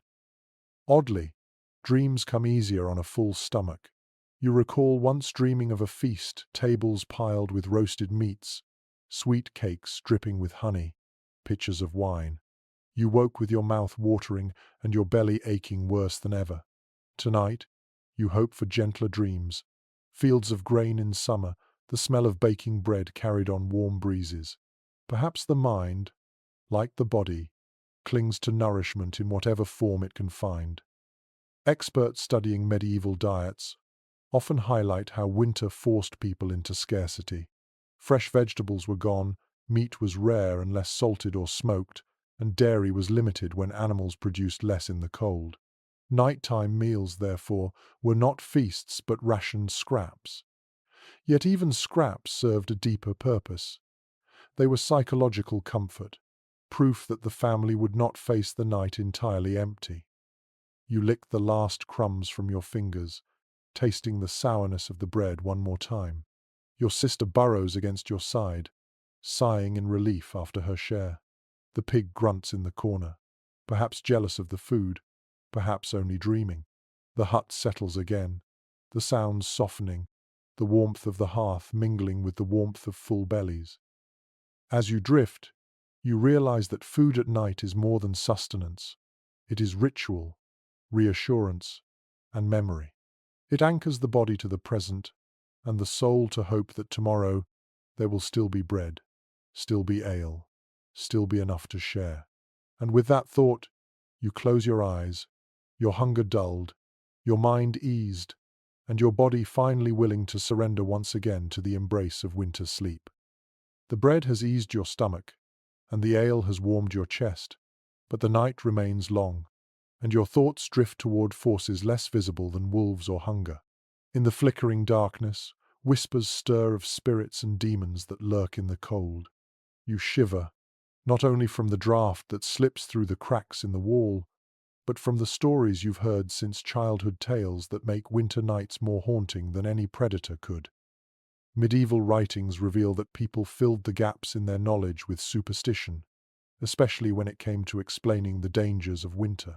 When a family froze despite a fire, when sickness swept through a hut, or when animals died mysteriously, many believed that frost demons or wandering spirits were to blame. These unseen forces were said to prowl in the darkest hours, slipping in through gaps in the walls or down the chimney hole, feeding on breath and warmth. You remember your grandmother telling you about the frost hag, a crooked figure said to wander from hut to hut, placing her icy fingers on sleeping children's faces. If the fire burned low, the child would not wake by morning. To ward her off, families sometimes left iron scissors on the threshold or a sprig of juniper above the door. Your mother still follows that practice, tucking a charm into the rafters with quiet determination. One curious belief that lingers in your mind is the use of whispered chants before bed. Some households recited the same phrases nightly, not unlike prayers, asking saints to guard them from night fiends. You've heard your father murmur such words under his breath, his voice low and gravelly, as though he feared being overheard by the very things he tried to repel. Whether the words had power or not, they gave the family a sense of control in a world full of uncertainty. Historians continue to question how seriously peasants held to these superstitions. Some argue that faith in charms was absolute, shaping daily rituals and choices. Others suggest it was more of a cultural habit, repeated because it felt wrong not to. But lying here in the smoky dark, hearing the hut creak as if alive, you understand why people clung to the idea of unseen protectors. The world outside is too vast, too hostile, to face without belief in something watching over you. You glance at the rafters, seeing the frost sparkle faintly where moonlight slips through a crack. The sight makes you pull the blanket tighter. It feels as though eyes might peer through that gap, watching silently. Your sister stirs beside you, muttering a prayer in her half-dream, and you wonder if her dreams, too, are haunted by these stories. Children absorb them deeply, carrying the fears of their elders into restless sleep. At times, superstitions even shaped how people positioned themselves in bed. Families sometimes placed children in the middle of the sleeping heap, believing the outer edges were more vulnerable to spirits or cold demons. You feel that protection now, pressed between your sister and brother, their small bodies barriers against both frost and fear. Your parents lie at the edges, shielding you, their warmth and presence acting as charms in themselves. One odd tidbit from folk practices mentions that some people smeared salt around the doorframe, believing it formed a barrier against evil. You recall seeing this once in a neighbor's hut, a faint crust of white, sprinkled deliberately as if it were armor. Salt was precious, but so was peace of mind. You imagine the family sleeping easier that night, not because the salt had power, but because they believed it did. Experts have long noted how thin the line was between religion and superstition in these practices. A prayer to a saint might blend seamlessly with a charm of iron or a muttered spell inherited from pagan roots. In the smoky dark of winter huts, there was little room for theological debate. Anything that promised safety was welcome. You let your eyes close, whispering a small phrase you've heard countless times. Keep the frost away. Keep the fire awake. The words are simple, childish perhaps, but they carry a rhythm that soothes you. Your breathing slows, and though the fear of unseen visitors lingers at the edge of your mind, the charm comforts you enough to drift again. The hut groans once more, the wind hisses against the roof, and you imagine for a fleeting second that the frost hag herself is passing by. But you are tucked within warmth, shielded by family, guarded by fire, hidden under ash. Whatever lurks outside will find no entrance here tonight. And with that, you slip once more into uneasy sleep, wrapped not only in blankets but in layers of belief, hope, and whispered charms, proof that even in the darkest winters, people clung to stories as tightly as they clung to life itself. The hut is hushed again, but this silence carries its own weight. You roll slightly on the straw, listening not for wolves or spirits, but for something subtler, the absence of chatter. Everyone has fallen still, and the air feels fragile, as though words themselves might shatter it. Medieval diaries and court records hint that many families observed an unspoken rule of quiet during winter nights. Whispered conversations were acceptable, but loud voices were rare. Talking too much wasted breath in smoky air, and raising your voice risked disturbing the careful balance of rest. In a hut where 10 or more bodies sometimes shared one space, silence was a survival tactic. You feel it now. The restraint, the way your parents' murmurs fade quickly, the way children are hushed with a soft touch. There is no need to explain it, it is simply understood. Words will wait for daylight. The night belongs to listening, conserving, enduring. One curious note in monastic writings observes that silence itself was believed to preserve strength. Just as fasting was thought to strengthen the soul, holding the tongue at night was thought to preserve the body's warmth. Whether superstition or practical wisdom, the rule carried weight. You can almost hear your grandmother's voice repeating, "Still tongues, warm bones." Scholarly voices remain divided on whether this nighttime quiet was universally practiced or only observed in some communities. Some argue that large households would have been too noisy, while others insist that villagers valued peace deeply in the hours of rest. Yet here in the hut, silence settles like another blanket, tucking everyone into the same rhythm.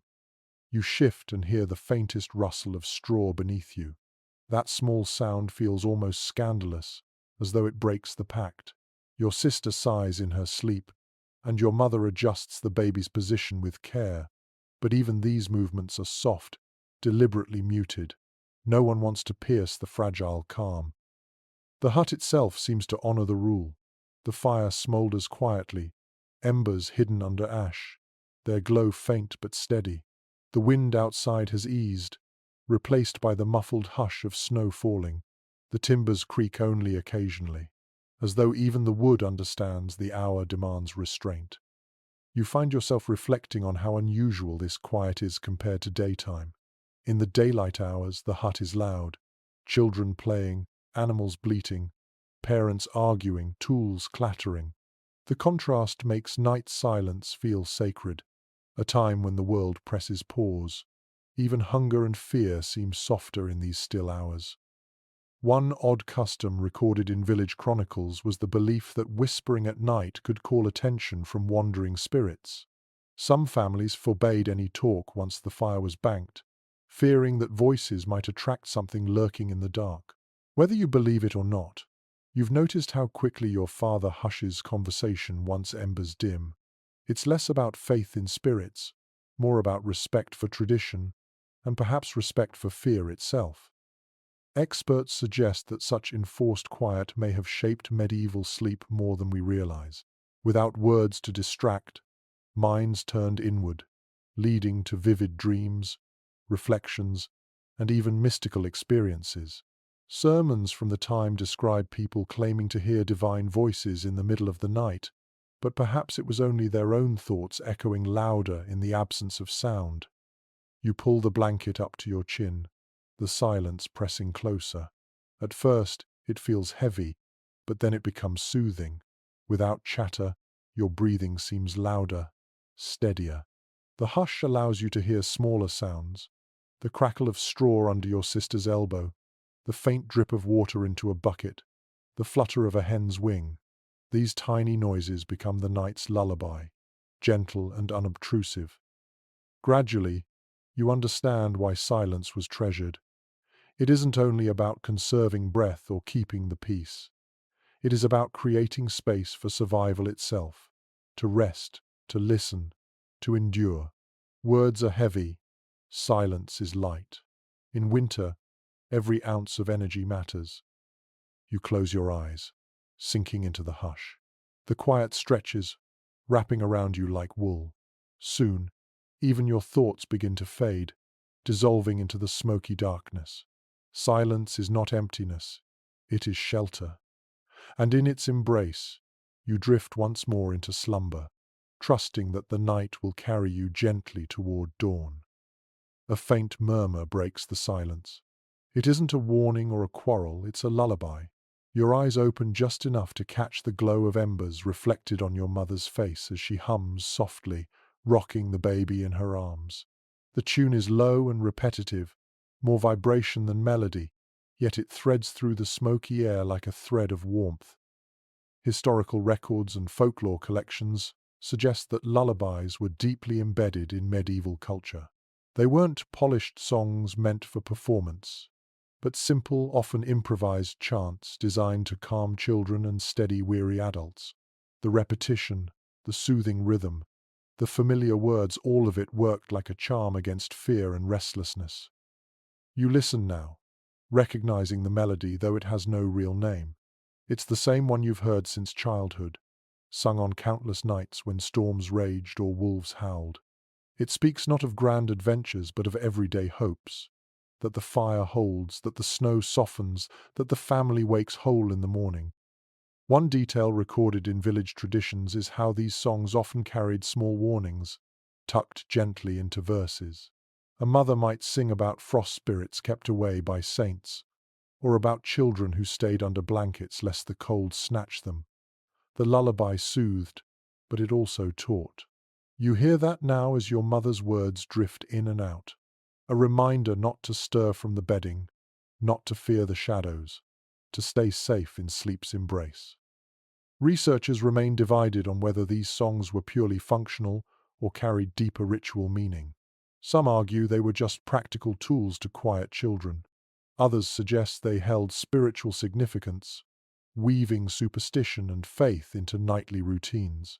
Listening here, you feel both explanations ring true. The song is practical, it calms your brother's squirming, but it also feels like a prayer, soft and unbroken. Your sister shifts beside you, eyes fluttering as she half wakes, then sighs and sinks back into slumber, lulled as much by the sound as the warmth of the bedding. Even you, older now, feel its pull. The melody is like smoke curling around the rafters, wrapping the entire hut in a cocoon. One curious tidbit noted in folk records is that lullabies were sometimes sung not only for children but also for livestock. Shepherds crooned to lambs, farmers to calves, believing that gentle sound eased both beasts and humans.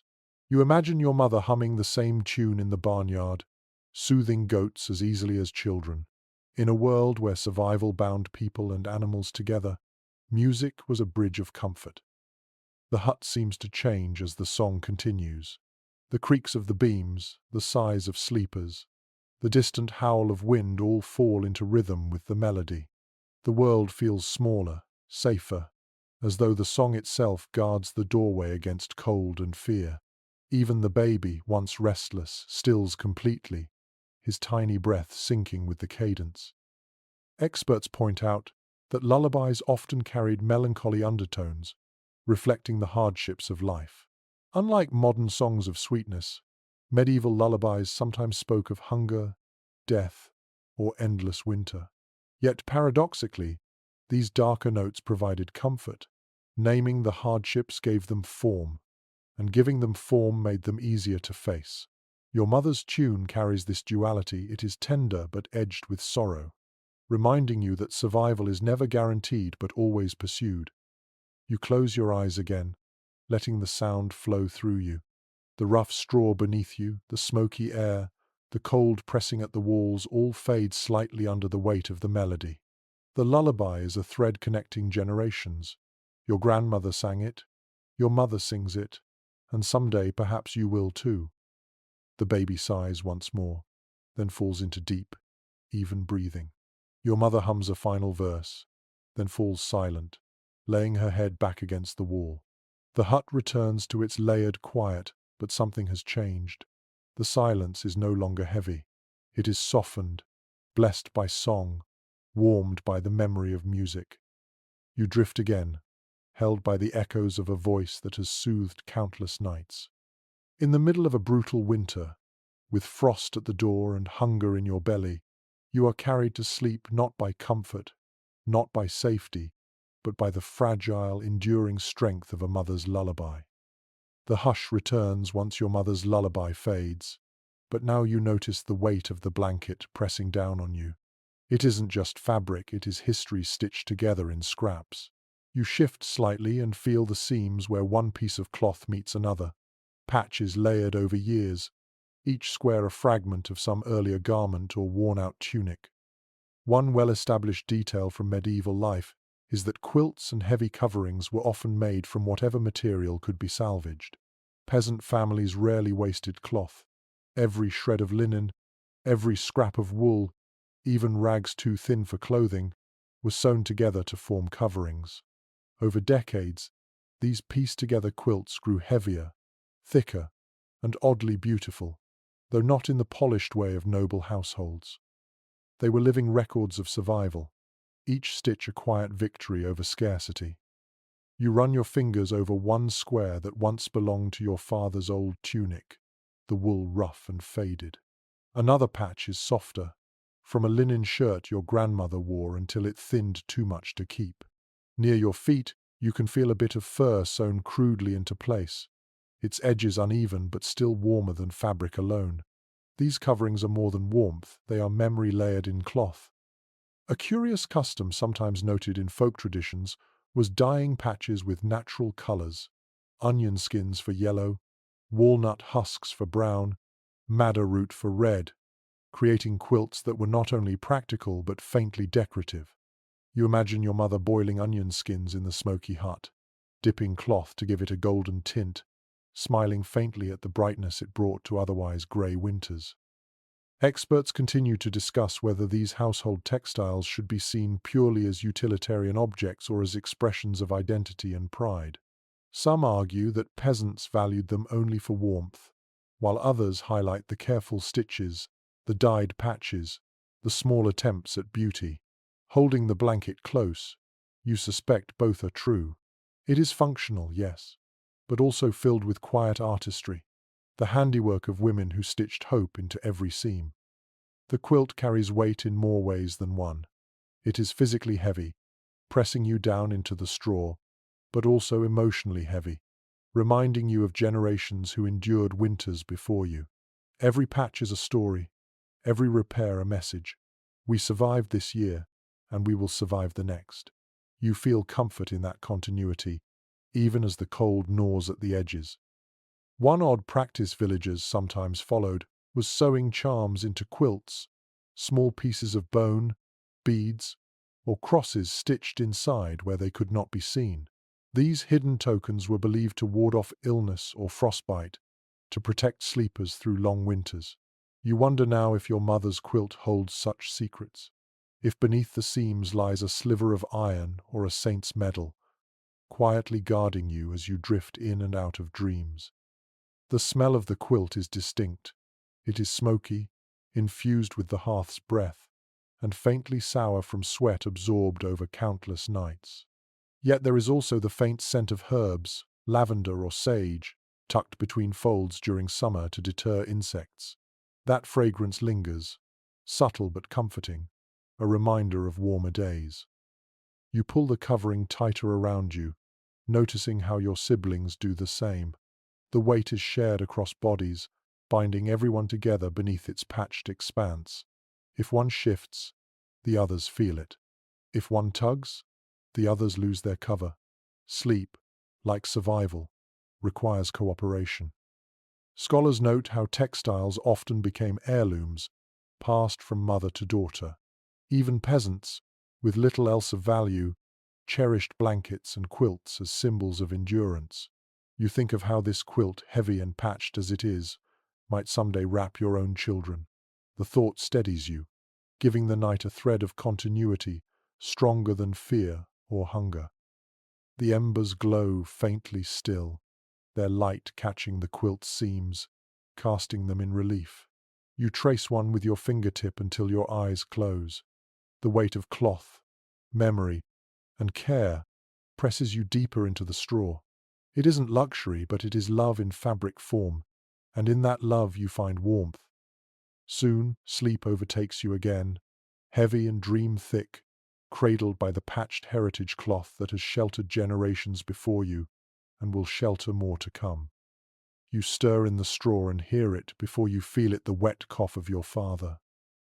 It rattles through the dark, heavy and raw, followed by the wheeze of his breath. The sound pulls you fully awake, because illness in winter is no small matter. Here, in this cramped hut, where air is smoky and damp, sickness spreads faster than warmth. Contemporary medical records and chronicles often describe how winter brought a wave of ailments. Cold, damp conditions aggravated lungs, smoke irritated throats, cramped sleeping arrangements spread fevers in days. Even something as small as a cough could spiral into weakness that lingered all season. In an age without antibiotics, recovery was uncertain, and sleep itself often became both remedy and risk. You shift uneasily, pulling the blanket tighter. Your mother stirs too, placing her hand on your father's shoulder, whispering words you can't make out. He nods faintly, curling closer to the fire's faint glow. The hut smells thicker now, not only of smoke and straw, but of sickness, a sharp, sour tang that clings to breath. One peculiar remedy sometimes employed in huts like yours was the use of onions or garlic placed beneath pillows or tied around necks. People believed the pungent scent drew sickness out, absorbing the bad air. You picture a string of garlic dangling above your father, its smell overwhelming but oddly reassuring. In truth, you're not sure it cures anything, but the act of doing something brings comfort. Some researchers argue that smoky huts themselves weakened bodies, filling lungs with soot and aggravating respiratory illness. Others counter that the very same smoke might have killed bacteria and preserved food, indirectly protecting families. The evidence is conflicting, but here in the hut, there is no debate. Your father's cough proves the air is both lifeline and burden. You notice your younger brother turning in his sleep, his forehead glistening slightly even in the dim ember light. Is it just the heat of being buried under bodies, or the first sign of fever? You press your hand gently against his skin, heart fluttering with worry. Your mother does the same, her expression unreadable but her touch lingering longer than yours. Illness shapes dreams too. You remember nights when you shivered uncontrollably, sweat soaking your shift despite the cold air. Fever carried you into visions of endless snowfields, wolves with glowing eyes, fire that crackled but gave no warmth. Waking from such dreams felt like being dragged back from another world. Tonight, you pray your father's cough doesn't carry him into such visions. One curious practice villagers sometimes followed was heating stones in the fire, wrapping them in cloth, and placing them near the sick to ease shivering. You imagine your mother doing this tomorrow if the cough worsens, her hands moving with the quiet urgency of someone who has seen too many winters claim too many lives. Scholars note that medieval people often saw sleep itself as medicine. Physicians wrote that rest balances humors and gives the body time to recover. Yet when huts are crowded and noisy, true rest is rare. You wonder how much recovery can really happen when coughing, snoring, and shifting straw wake you again and again. Still, there is no other cure: sleep, warmth, prayer, and hope. The hush settles again after your father's cough subsides. You lie awake, listening for more, your nerves tense. The baby whimpers briefly, then quiets. Your mother whispers a prayer, her lips moving silently in the ember light. You close your eyes and echo it in your thoughts, hoping that the saints, or perhaps simply the resilience of the body, will carry your family through another night. The cold presses closer, as though testing the hut's defenses. Your father shifts, groaning softly, but then his breathing steadies, deeper now, more rhythmic. You allow yourself a sigh of relief, though unease lingers. In this world, survival is fragile, and every cough is a reminder of how thin the line is between endurance and collapse. You bury yourself deeper under the patched quilt, your nose filled with smoke, your ears alert for the next cough. Sleep does not come easily, but eventually exhaustion claims you. And as you drift, you understand that illness is as much a part of winter nights as frost or hunger, another shadow in the smoky dark, hovering over every breath, every dream, every fragile heartbeat. Your sleep, when it comes, is restless. Hunger hums at the edge of your belly, and smoke curls in your lungs, shaping your dreams into strange and jagged visions. You drift into a half-world where winter and waking life blur together, where every sound and smell transforms into something uncanny. Manuscripts and personal accounts suggest that medieval people often describe dreams in vivid, almost mystical detail. Hunger could twist ordinary visions into nightmares. Smoke could conjure phantoms from the haze. Dreams were not seen as random illusions, but as meaningful signs, messages from God, warnings of spirits, or reflections of one's moral state. You feel that truth now as your dream unfolds. In it, the hut is vast, rafters soaring like the arches of a church, yet still blackened by smoke. The fire glows too bright, its embers pulsing like living eyes. You wander through this space, your feet crunching on straw that whispers your name. The air is thick, heavy with the same smell you breathe each night: smoke, sweat, and the sourness of empty stomachs only magnified into something oppressive, almost alive. One curious belief among villagers was that dreams caused by hunger were prophetic. An empty stomach, they thought, left the soul lighter, freer to wander. If you dreamed of bread, it meant a good harvest was coming. If you dreamed of meat, it promised strength in the year ahead. You smile faintly in your sleep, because even now, scraps of food drift through your vision: loaves steaming with impossible freshness, pots of stew that never empty. You reach for them, but they dissolve into smoke. Experts still discuss how much dreams influenced medieval decision-making. Some argue they guided everything from planting crops to settling disputes, while others insist most peasants saw them as fleeting entertainment, nothing more. But lying here, twitching in your sleep, you sense why they carried such weight. In a world with little certainty, dreams offered direction, even if illusory. Your dream shifts again. Wolves howl outside, their cries stretching into the wind. Only this time, when you turn toward the door, you see not beasts but shadows seeping through the cracks in the walls. They twist like smoke, sliding silently across the floor. You clutch the blanket tighter, even in sleep, your breath quickening. Perhaps it is fever that shapes this vision, or perhaps only the imagination of a hungry child, but in the hut, with its smoky rafters and groaning beams, such dreams feel less like fantasy and more like a continuation of waking fear. One odd tidbit preserved in sermons is that priests sometimes warned against sinful dreams, claiming they revealed the corruption of the soul. Others, more kindly, told villagers to ignore dreams caused by cold or hunger, calling them tricks of the body, not messages from heaven. The contradiction only deepened the mystery.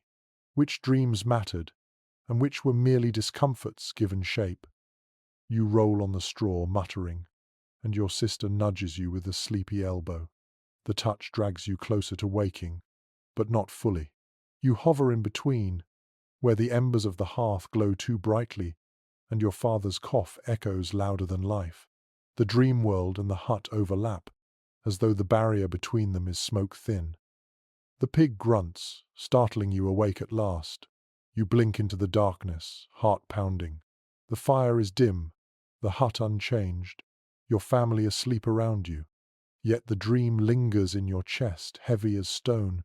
You lie still, staring at the rafters, smoke swirling faintly above, and wonder whether it was only a dream or something more. Sleep eventually drags you under again, but lighter this time, fractured and fleeting. You understand now why medieval people spoke of dreams so often. They were not escape, but another form of endurance, shaped by hunger, by smoke, by the relentless cold. And whether warning, prophecy, or illusion, they carried the weight of the world outside and the fragility of life within these thin wooden walls. The dream haze lingers as you wake again, but this time it isn't fear or hunger that pulls you into awareness, it's curiosity. You find yourself wondering if this broken rhythm of first sleep, wakefulness, and second sleep is the way people have always rested, or if it is simply how winters here demand you live. Surviving documents from the Middle Ages suggest that segmented sleep was common, but there's still no single answer. Some chronicles describe people waking around midnight to pray, tend fires, or even visit neighbors. Medical texts from the period mention the first sleep and second sleep as though they were ordinary parts of daily life. To them, rising for an hour or two in the middle of the night wasn't strange, it was expected. You sit up slightly, looking around the hut. Your father dozes in shallow bursts, always ready to rise if the fire falters. Your mother lies still, one arm across the baby, her breath steady but shallow. Your siblings shift occasionally, muttering half-formed words. The hut is full of this broken rhythm, everyone moving in and out of wakefulness like tides. Some modern researchers argue that this pattern was a natural response to long winter nights. Without artificial light, darkness stretched for 14 hours or more, too long for uninterrupted sleep. The body, they say, adapted by dividing it into two manageable portions. Others believe necessity drove the habit. Fires demanded tending, animals needed checking, and dangers prowled beyond the walls. Both explanations make sense as you sit here in the smoky dark, your body neither fully awake nor fully asleep. One curious reference from a court record describes a villager confessing to mischief during the hours between sleeps. It seems people sometimes used this time for more than prayer or chores, whispered conversations, quiet intimacy, even small gatherings. The thought makes you glance at your parents, wondering if their own whispers sometimes carried more than prayers. There's no firm agreement among historians on how universal this segmented sleep truly was. Did everyone across Europe follow it, or only those in harsher climates where winter nights lasted longer? Some argue it was widespread. Others insist it varied by region and circumstance. The debate continues, but here in your hut, the reality feels undeniable. The night is too long to pass without interruption. You lie back down, folding your arms under your head, and consider how different this rhythm feels from the idea of one long, unbroken slumber. There is a certain intimacy to it. The midnight pause creates a quiet space-time to reflect, to pray, to talk softly, or simply to listen. Perhaps, you think, it makes the night less frightening, breaking it into pieces that can be endured rather than one endless stretch of darkness. One odd folk belief held that dreams after the first sleep were truer, more reliable, because the body was lighter and the soul freer. You recall your grandmother insisting that morning dreams predicted harvests or illnesses, while early night dreams were meaningless noise. The thought lingers as you close your eyes again, wondering whether your smoky visions of bread and wolves mean something after all. The embers glow faintly under their ash blanket, steady and waiting. You sigh, letting your body sink back into the straw. Around you, others stir and settle in turn. It is a rhythm older than you, perhaps older than memory itself, the body waking, then surrendering, then waking again. And so, you drift towards second sleep, your mind carrying the question with you. Is this simply how humans are meant to rest? Or is it only how you must rest here, in a hut of smoke and frost, with winter pressing hard against thin wooden walls? Either way, you surrender, eyes closing, body slipping once more into the cycle that has shaped countless nights before and will shape countless nights to come. The second sleep deepens, but before long you stir again, this time not because of hunger or fear, but because the hut is suddenly louder. More voices, more breathing, more weight on the straw pallet. You blink into the ember glow and realize what's happened. Another family has joined yours for the night. Accounts from village chronicles reveal that in the harshest winters, neighbors often sheltered together. When cold turned deadly, it was safer to huddle in one space than for each household to brave the night separately. Small huts became crowded arks, filled not only with kin but with cousins, neighbors, even travelers who had no other refuge. It was survival through sheer numbers, where warmth was measured in bodies rather than firewood. You shift to make room, press tighter against your siblings as your aunt settles down beside your mother, wrapping her cloak around a coughing child. On the far side, your uncle lays a rough sack on the floor, using it as bedding. Even the animals seem unsettled by the newcomers. The goat bleats softly. The pig grunts in protest before nestling back into straw. One curious note from parish records mentions disputes that arose during these crowded nights. Arguments flared over space on the pallet, over who deserved more blanket, over whose turn it was to stoke the fire. Yet even amid squabbles, families chose closeness over solitude, better to argue warm than freeze apart. Researchers continue to discuss how frequent this practice of communal sheltering was. Some argue it was only for emergencies, when storms raged or famine pressed. Others suggest it was regular in smaller villages, where kinship bonds were strong and huts small. Whatever the frequency, tonight you feel the truth of it pressing against your shoulder. Survival is a shared effort. The air is thicker now, heavy with the breath of more people. Smoke hangs lower, eyes sting sharper. Someone coughs, someone snores, someone mutters a prayer. The chorus of the hut grows louder, messier, more human. You can feel the heat rising, though, undeniable, as though the hut itself exhales more warmly with each body added. One odd tradition recorded in folklore is that when families shared huts, they sometimes exchanged charms or blessings before sleep. An aunt might tuck a sprig of herbs under her host's pillow, or a cousin might whisper a saint's name for protection. These gestures, small as they were, helped ease tensions in crowded spaces, turning necessity into ritual.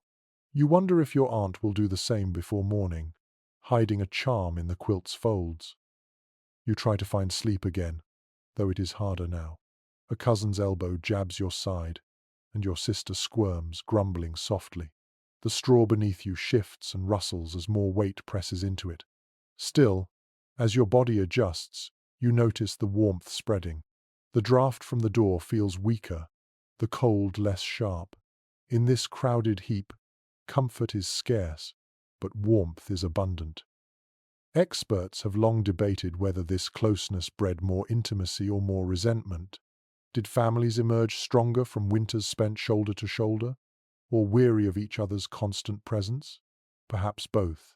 You think of how tomorrow will bring complaints of elbows, of smells, of snoring, but for now, the only thing that matters is that no one is alone. The hut groans again as wind presses against it, but this time you feel steadier. With twice as many people, the night feels less threatening. If wolves lurk outside, they'll find the hut alive with sound. If the frost hag passes by, she'll find the warmth of so many bodies defiant against her chill. You smile faintly, drifting again into drowsiness, your cheek pressed against rough fabric, your ears filled with the noisy, reassuring chaos of survival. And so the hut becomes not just a shelter for your family, but a gathering place for endurance, a reminder that in winter's grip, warmth is not a luxury, but a shared burden passed from body to body, night after night. You wake again, this time to the faint clink of clay mugs and the low murmur of voices. In the middle of the night, your father has poured a little ale into wooden cups, passing them around to the adults, and even giving the older children a swallow. You sit up, bleary-eyed, and accept the warm drink. It smells sour and earthy but oddly inviting. One established detail from medieval life is how essential ale and mead were to daily survival. Water, often drawn from rivers or shallow wells, could be unsafe to drink, especially in winter when runoff muddied the sources. Ale, weak, fermented, low in alcohol, was safer, more nourishing, and a steady companion to every meal. At night, a sip or two wasn't just habit, it was comfort, warmth in liquid form. You raise the mug to your lips. The ale is tepid, warmed slightly by the hearth, its bitterness softened by the faint sweetness of malt. It burns gently down your throat, settling in your belly like a small ember. You sigh, shoulders loosening, the cold pushed back a little further from within. Around you, others do the same, their faces softening in the dim light. One curious tidbit recorded in household accounts is that even children drank small portions of ale with supper and before bed. It wasn't seen as indulgence or danger, but simply nourishment. Stronger brews mead made from honey, or spiced wines for the wealthy, were beyond the reach of peasants. For families like yours, ale was daily bread in liquid form. There's ongoing discussion among historians about how much this nightly drink shaped medieval sleep. Some argue that ale acted like a sedative, numbing aches and anxieties, allowing peasants to sink into rest despite discomfort. Others suggest its effect was slight, more ritual than remedy. Sitting here now, the warmth in your chest and the soft haze in your head make you lean toward the first explanation. Your aunt chuckles softly after her sip, her cheeks flushed in the ember glow. Your father smiles faintly, the first trace of relief you've seen on his tired face tonight. Even your mother, always careful and sparing, closes her eyes for a moment, savoring the small luxury. It isn't feast, it isn't firewood, but it is something that makes the night easier to endure. The smell of ale fills the hut, mingling with smoke and sweat. It is sharp but familiar, the scent of every supper, every festival, every weary night. You lick the rim of the cup, chasing the last drops, reluctant to let it go. When your father takes the mug back, you already feel heavier, your limbs warm and sluggish.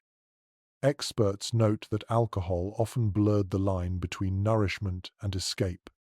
For peasants, it dulled pain and worry. For nobles, it was a stage for excess. Yet in huts like yours, ale was neither luxury nor vice. It was medicine against the cold, a quiet balm for frayed nerves. You lean back down on the straw, eyes already drooping. Your sister giggles faintly beside you, her words slurred as she mutters about warm bread waiting in dreams. Even the baby, too young for ale, seems calmer in the soot-thick air, soothed by the softened voices of the adults. The hut hums with low conversation now, stories traded in whispers. Someone recalls a summer harvest, someone else murmurs about a wedding feast. The memories spill like mead, sweet and bittersweet, filling the hut with something brighter than the glow of embers. Hope. These stories, like the drink, warm from within. Gradually voices fade again, bodies settling, mugs tucked away. The embers pulse softly, the blanket presses heavy, and ale hums in your blood like a lullaby. Your last thought before sleep takes you is simple, almost grateful. Even in a winter this brutal, there is still something warm to share, still something to drink, still a way to soften the edges of the night. And with that, you slip into second sleep fully, carried by ale, memory, and the promise of dawn. The ale's warmth lingers in your chest, but soon the night presses its weight again. This time, it's not the cold or the creak of timbers that wakes you, but the faint sound of whispered prayers. You blink into the dark and see your mother's lips moving silently, her hands clasped tightly over the baby as though she's shielding him with more than arms. Medieval households leaned heavily on devotion during long winters. Saints, relics, and prayers wove themselves into daily rhythms, but at night their role felt sharper. The darkness was thick with dangers: wolves, sickness, hunger, frost, and faith became a shield, no thicker than breath, yet strong enough to calm the heart. You listen to her whisper now. The words are familiar, a prayer to Saint Brigid, protector of hearths, asking her to guard the fire and keep frost from creeping inside. Sometimes she prays to Saint Blaise, patron of throats, when coughing grows worse in the hut. Other times it is Saint Joseph, invoked for shelter and safety. The saints are like unseen neighbors, their presence invited into the hut as though another body might add warmth. One curious custom found in rural records is the placing of small relics, bits of cloth said to touch a saint, or crude wooden crosses beneath pillows or beside the hearth. Some families even stitched them into quilts, believing the holy object extended its blessing into every corner of the hut. You remember your grandmother hiding a tiny wooden cross in the rafters where smoke curled past it each night. "Let the smoke carry prayers upward," she had said, her voice cracked but firm. Scholarly voices remain divided over how much genuine comfort such rituals brought, versus how much they reflected church expectation. Were peasants truly anchored by these nightly prayers, or did they whisper them out of habit, afraid of what might happen if they didn't? You watch your mother's expression in the emberlight and know it doesn't matter. Belief itself is a form of warmth, just as real as fur or fire. Your father stirs, adding his own low murmur. His words are less formal, more like a plea. Strength for the woodpile, health for the children, another day of survival. Faith doesn't erase fear, but it shapes it, turns it into something that can be named and spoken. In the naming, it becomes lighter to bear. You shift under the quilt, remembering how prayers sometimes blended with charms and superstitions. Salt sprinkled at the door, herbs tucked under the bedding, words whispered over embers, none of it felt contradictory. Religion and folk belief braided together, forming a rope of hope strong enough to cling to. One odd practice mentioned in chronicles is the bedtime blessing of the animals. Families would cross themselves and then gesture toward their pig, goat, or hens, murmuring a line of protection. Animals, too, were seen as vulnerable to frost and spirits. Watching your mother's eyes dart briefly toward the pig's corner, you realize she carries that habit too, her devotion wrapping around every living thing in the hut. The baby sighs and nuzzles into her chest, quieting as though soothed by her words. Your sister stirs, half asleep, and mimics the gesture of crossing herself without opening her eyes. Even you find your lips moving in silence, repeating words you don't fully understand but know by heart. Experts often note how religion gave medieval people a sense of continuity. Each night's prayer echoed the last, connecting one winter to another, one generation to the next. In a world where survival felt uncertain, devotion stitched life together, a thread that carried people through. The hut seems softer now, calmer. The embers glow steadily, the animals rest quietly, the wind outside fades to a whisper. Whether it is the power of saints or simply the comfort of ritual, you feel steadier too. Fear loosens, replaced by a gentle heaviness in your limbs. You close your eyes, your last thought not of wolves or hunger, but of the fragile, invisible shield woven by whispered prayers. They cannot stop the frost from pressing at the door, but they can wrap the heart in something warmer than cloth. And sometimes, in winters like this, that is enough to carry you back into sleep. The hush of prayers has barely faded when another sound intrudes, the deep groan of the timbers as wind lashes the walls. The hut trembles, its joints creaking like an old ship on stormy seas. You open your eyes again, staring upward as flakes of frost sift down from the rafters, shaken loose by the storm. Contemporary descriptions from travelers often remark on how fragile peasant huts felt during winter storms. Built of rough-hewn logs or wattle and daub, they held back cold and wind only so much. When gales swept across the village, walls flexed, Roofs rattled, and thatch threatened to lift away entirely. Inside, families huddled together, listening to every groan as if waiting for collapse. You feel that anxiety now. The wind howls through the forest outside, hitting the hut with sudden gusts that make the door rattle on its frame. The draft sneaks in instantly, chilling your cheeks. A cousin mutters in his sleep and pulls the quilt tighter, while your father grips his staff, his body tense even as he lies down. Everyone feels it, the storm pressing against your fragile shell of survival. One curious detail in village records is that children were sometimes told to press their hands against the walls during storms, as though their small weight might help hold the hut steady. You remember doing this as a child, palms flat on the rough boards, whispering that you were keeping the house from blowing away. Tonight, you almost feel the urge to try again, though you know it would change nothing. Scholars have long debated just how effective these huts were against extreme weather. Some argue that well-built timber structures, packed with clay and dung, were surprisingly sturdy. Others point to frequent records of roof collapses and wall failures under heavy snow. The truth likely lay in between skill, luck, and constant repair determined whether a family slept safe or not. The sounds inside intensify under the storm's weight.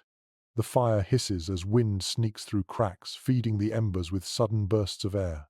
The roof sighs under the burden of snow sliding down, each thud making sleepers jolt. A chicken flaps wildly before settling again, unsettled by the vibrations.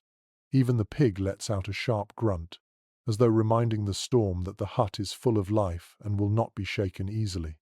One odd folk practice for nights like this was scattering ashes across the threshold, believed to confuse malevolent spirits carried by the wind. Families sometimes added iron nails or knives stuck into door frames as talismans against collapse. You glance at the doorway now and see the faint glint of your father's iron blade leaning nearby. Whether charm or tool, it steadies you to know it's there. You lie still, listening, heart thumping with each groan of the walls. The hut is not just wood and straw, it feels alive, breathing and straining like another member of the family. You whisper in your thoughts, almost like a prayer. Hold fast, don't break, stay with us. Experts suggest that storms like these shaped not only sleep but imagination. Tales of spirits riding the wind, of witches flying through night gales, of saints battling demons above the clouds. These grew from nights spent lying awake, listening to roofs tremble and doors shake. In the fragile dark, every sound could become a story. Gradually, though, your body adapts. The storm is loud, yes, but it has rhythm. The howl, the rattle, the groan it repeats, familiar in its violence. Your breathing syncs with it, slower, calmer. You burrow deeper under the quilt, feeling the warmth of cousins and siblings pressing against you. The hut may bend, but it holds. Your eyelids droop, even as the storm continues its assault. You understand why your ancestors filled the long winters with stories of survival. Because in moments like this, the only thing between you and the storm is a fragile hut, a patchwork quilt, and the stubborn will to endure. And somehow, against the odds, you do. The storm eventually quiets, though not completely. The wind no longer rattles the door with force, but you can hear a softer, steadier hiss, snow piling itself against the hut. You stir awake once more, shifting in the straw, and realize with a sinking feeling that the night's battle with the cold has only changed shape. Now it isn't the howl of wind that threatens, but the creeping weight of snow pressing silently against your fragile walls. Accounts from medieval villages make clear how dangerous snow could be, not just as weather, but as a physical burden. When drifts climbed too high, doors were blocked, roofs collapsed, and huts became tombs if families weren't quick to dig their way out. Chroniclers wrote of winters where houses vanished beneath white silence, entire hamlets buried until thaw. You feel the draft grow sharper near the door, and your father rises, muttering. He takes a wooden shovel, leans his weight against the door, and pushes hard. Snow cascades inside in a powdery spill, cold air rushing in behind it. He curses under his breath, then pushes again, clearing enough to keep the door from sealing shut. You watch silently, your breath fogging in the smoky air, realizing that even in sleep's fragile grasp, winter never stops demanding effort. One curious folk method for nights like these was propping a pole against the roof beams from inside, a way of reminding the house to hold its shape under snow. Some even tapped the rafters with sticks before bed, a ritual to warn spirits of collapse. You glance upward now, and wonder if the groan of the roof is only wood under strain, or if something unseen presses down as well. Historians remain divided on whether snow was more often a killer or a savior. Some argue that thick drifts packed against huts acted as insulation, trapping heat like a crude igloo. Others insist the weight was always a hazard. Both views seem possible as you lie here. The hut feels warmer now that snow muffles the walls, but each creak above you makes your stomach tighten. The animals stir restlessly. The goat shifts in its tether, stamping once, ears twitching. The pig grunts low, burrowing deeper into straw. Even the hens ruffle feathers nervously on their perch. Animals sense weight and silence differently than humans. Their unease spreads quickly through the hut, everyone waking bit by bit, a ripple of awareness in the smoky dark. One odd tidbit recorded in village lore is the belief that when animals grew restless during snowstorms, it was a warning that the roof might soon give way. Families sometimes carried goats or chickens outside in the dead of night to lighten the load, a desperate act when snow pressed too heavy. You picture such a scene and shudder, imagining your father pushing animals through waist-deep drifts under a frozen sky. The hut groans again, but holds. Your mother pulls the quilt tighter over you and your siblings, whispering calm words though her eyes flick toward the ceiling. You understand the performance children must be soothed, even if parents themselves feel the same dread. The quilt is warmer now, bodies pressed closer, snow muting the sound of the wind outside. For a moment, it almost feels peaceful, as though the world has been muffled. Experts note how such nights bred resilience but also shaped folklore. The silence of snow was described as eerie, otherworldly. Some villagers spoke of hearing voices carried in the muffled dark, as though spirits moved freely when the earth was blanketed white. Others said snow itself was a blessing from heaven, a quilt laid over the earth just as families stitched quilts over themselves. Both fear and reverence filled the same frozen air. You press your hand against the wall, feeling the faint cold of snow through the boards. It is both a barrier and a threat. Your eyes close again, mine drifting between the warmth of the quilt and the image of white drifts pressing against the hut. The night continues, heavy but steady. The roof creaks, the animals shift. Your father mutters a prayer while settling back beside your mother. And you, pressed tight between siblings, surrender once more to slumber, trusting the hut, the beams, and the sheer stubbornness of survival to hold the snow at bay until morning light. The snow's pressure eases as dawn inches closer, but you wake once more not from cold, not from fear, but from the discomfort of too many bodies crammed together. The straw mattress beneath you feels smaller every hour, compressed by the weight of kin, neighbors, and animals. Your shoulder aches where your cousin has rolled against it, and your legs are numb from being pinned under your brother's knee. Descriptions from medieval accounts remind us that overcrowding was the rule, not the exception. Privacy was a concept almost unknown to peasant families. Whole households, and sometimes extended kin, shared a single sleeping space. In winter, there was no thought of dignity or personal comfort. The only question was whether the collective body heat outweighed the discomfort of limbs tangled together. You push gently against your cousin's elbow, trying to reclaim a scrap of space, but he only grumbles and tightens his blanket. You sigh, turning instead toward your sister, whose hair tickles your nose. Everywhere you move, you brush against someone else. The hut feels less like a home and more like a crowded ship at sea, everyone packed tight, surviving together in fragile balance. One curious note in folk traditions is that families often developed sleeping hierarchies. Elders claimed the outer edges of the bedding, both to guard against drafts and to shield younger children in the middle. Teenagers were sometimes pushed toward the coldest corners, expected to endure with youthful resilience. Tonight you notice the pattern. Your parents on the edges, younger siblings clustered in the middle, you caught somewhere between duty and comfort. There's debate among social historians about whether this close sleeping fostered intimacy or tension. Some argue that shared warmth bred stronger family bonds. Others suggest that constant lack of privacy led to quarrels and resentment. You can feel both truths in your own body: comfort in your sister's warmth, irritation at your cousin's elbow. The smells of overcrowding are strong tonight. Sweat clings to the quilt, mingling with the sour tang of ale still on your father's breath, the musky odor of animals, and the sharp scent of smoke. The air is so thick you almost feel it pressing down, heavier than the quilt itself. Yet within that heaviness lies reassurance. So many heartbeats, so much breath, proof that life endures. One odd tidbit from parish records mentions that when huts were most crowded, children sometimes played games of guessing who was snoring. They learned to identify relatives by sound, laughing quietly even in the dark. You smile faintly at the thought, hearing your uncle's thunderous rumble from the far side of the hut, and your aunt's higher-pitched whistle. Even discomfort has its amusements. You shift again, pressing your back against the wall for relief, though the boards are cold and rough.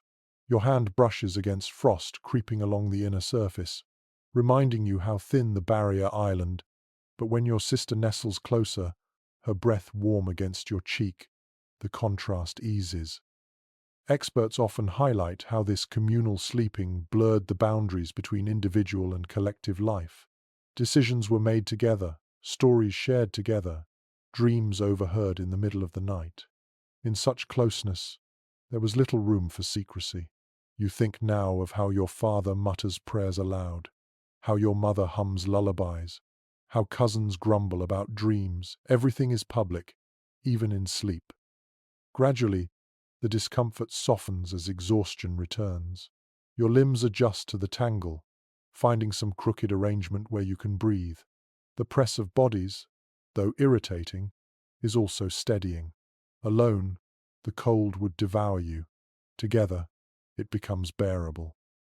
Your eyes close, ears filled with the layered sounds of breathing, snoring, and shifting. The hut feels like a single creature now, dozens of lungs moving in uneven rhythm, hearts thudding in scattered unison. You are one part of its body, inseparable from the whole. And with that thought, you let yourself drift back into sleep, lulled not by comfort but by the sheer weight of human closeness, the warmth of many lives crowded into one fragile wooden hut, enduring the brutal winter together. The weight of bodies keeps you warm, but warmth is never steady. You wake again when someone shifts the quilt too far to one side. A rush of cold air slips in through the drafty cracks, stabbing your skin like needles. You pull desperately at the blanket, tugging it back over your shoulders, but in a crowded heap, coverings are always a tug of war. Medieval inventories and household notes remind us how precious blankets and coverings were. For wealthy families, there were woolen cloaks, fur throws, and feather quilts. For peasants, there were patched quilts, coarse woolen mantles, or sometimes nothing more than a cloak worn by day and repurposed at night. The coverings weren't just comfort, they were shields against death in the coldest months. You bury your chin beneath the heavy cloth, trying to find where warmth still lingers. The edges are damp, stained from melted snow, tracked in during the evening. Your cousin tugs at it too, and for a moment you glare in the darkness, though you know he's as desperate as you. One curious folk practice in parts of Europe was placing heated bricks or stones at the foot of the bed, wrapped in rags, to keep toes from freezing. In huts like yours, sometimes embers were placed in clay pots, carefully sealed, then tucked near the bedding. Dangerous, yes, but worth the risk when frost bit deep. You imagine how welcome such warmth would feel now against your numbed feet. Experts argue whether peasants slept under fur more often than records suggest. Fur blankets appear in wills and dowries, but rarely in village accounts. Some scholars believe poor families kept hides primarily for clothing, while others argue that in desperate winters, furs were spread across the bedding heap. You remember once curling beneath a sheepskin. The lanolin smell strong, but the warmth unforgettable. The blanket covering you now is less glamorous. Wool patched with linen, a strip of fur stitched haphazardly at the edge. It scratches your skin and smells of smoke, sweat, and damp earth. Yet you cling to it fiercely. It is imperfect, but it is the only barrier between your body and the icy drafts that slip through the hut's seams. One odd tidbit from rural tradition was the belief that red cloth warded off illness. Families sometimes added a red patch deliberately to quilts, thinking it carried protective power. You glance in the dim ember light and catch a glimpse of one such patch sewn near the edge, a faded crimson square, its color dulled but still visible. Your mother's doing, no doubt. Whether protection or just necessity, it adds a strange reassurance. The quilt shifts again as someone turns, and once more the cold sneaks in. You groan softly, pulling it back. In this hut, sharing means compromise. No one ever has enough, yet everyone has just barely enough to survive. Blankets are tugged back and forth all night, but no one dares hoard them completely. To do so would doom the others. Scholars suggest this constant negotiation of warmth shaped social bonds as much as survival. Children learned early not to be selfish with coverings. Adults tolerated discomfort for the sake of the group. You sense the truth of that now as you loosen your grip, letting the quilt slide enough to cover your sister. Her small sigh of relief warms you more than the cloth itself. The quilt presses heavily again as everyone settles.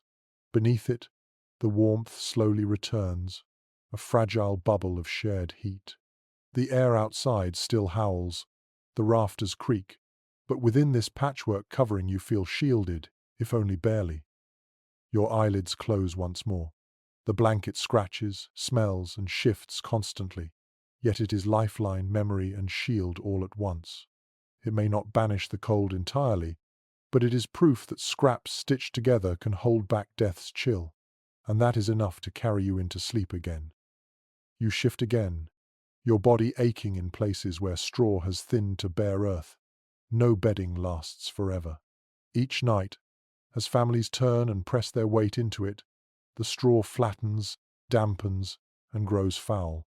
You can feel the cold seeping upward through gaps where the layer has worn thin, the ground beneath unyielding and icy.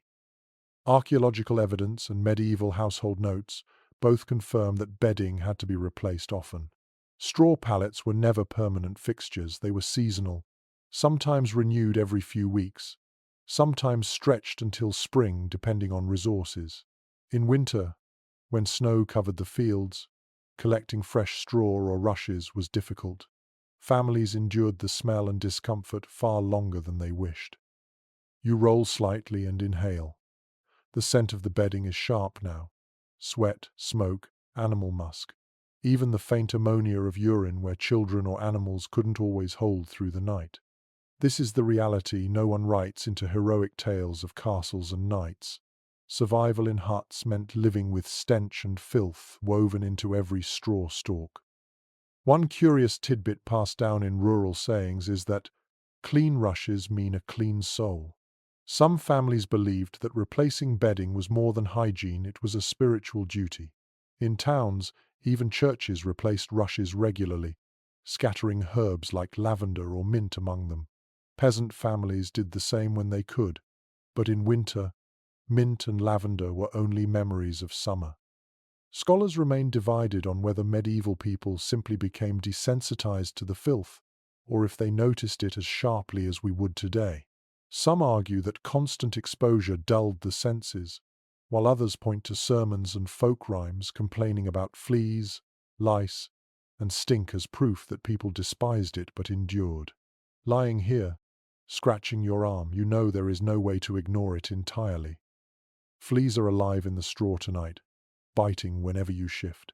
You slap absently at your leg, then curl tighter, trying not to disturb the vermin too much.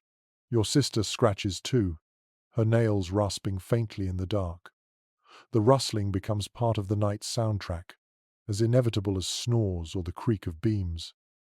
One odd practice villagers sometimes tried was sprinkling ash into bedding, believing it repelled vermin. Others tucked herbs into the straw during harvest, hoping the fragrance would outlast winter. You remember once finding a brittle sprig of rosemary in your palate. Its smell faint but pleasant amid the stink. For a moment, it felt like a promise of summer.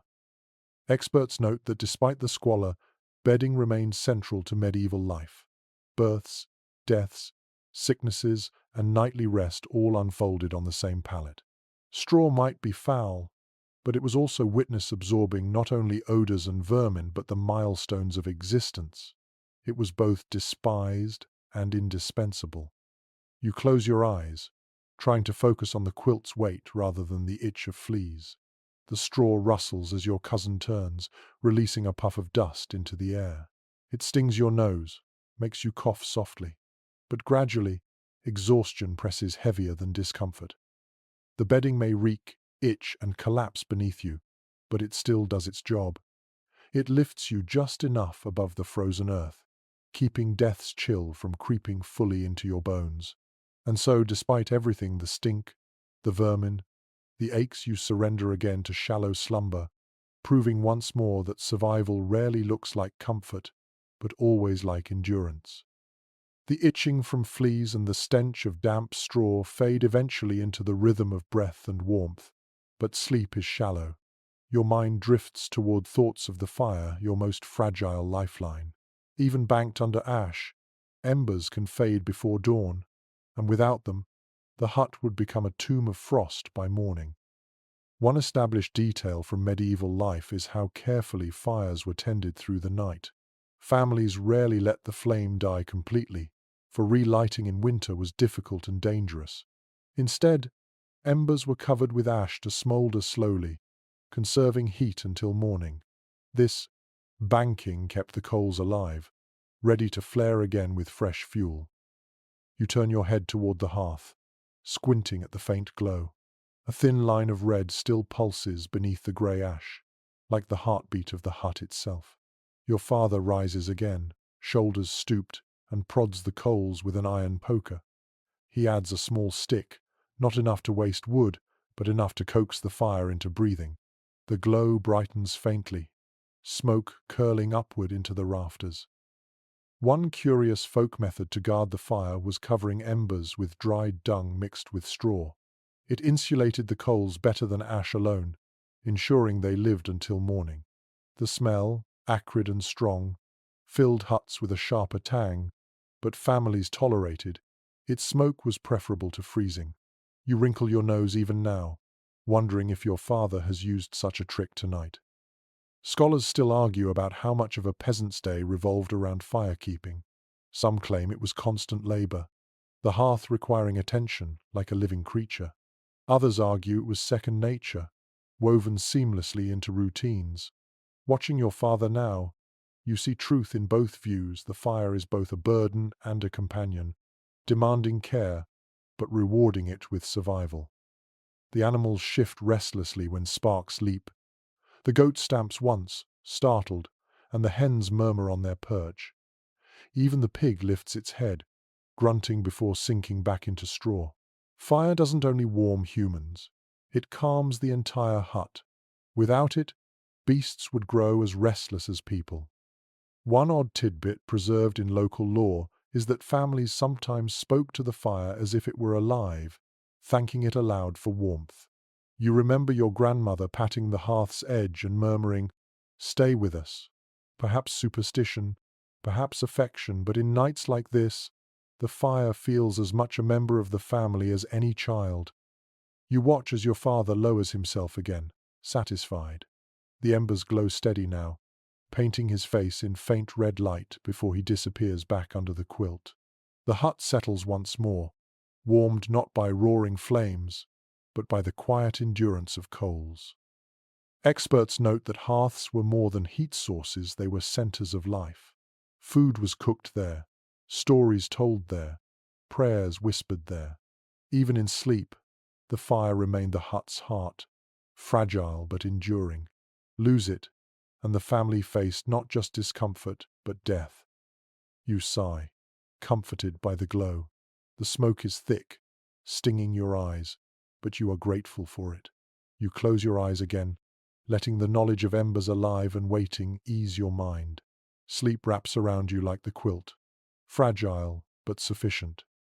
The fire will not burn out tonight. It will hold until dawn, as it has every night before, carried by vigilance, tradition, and stubborn human will.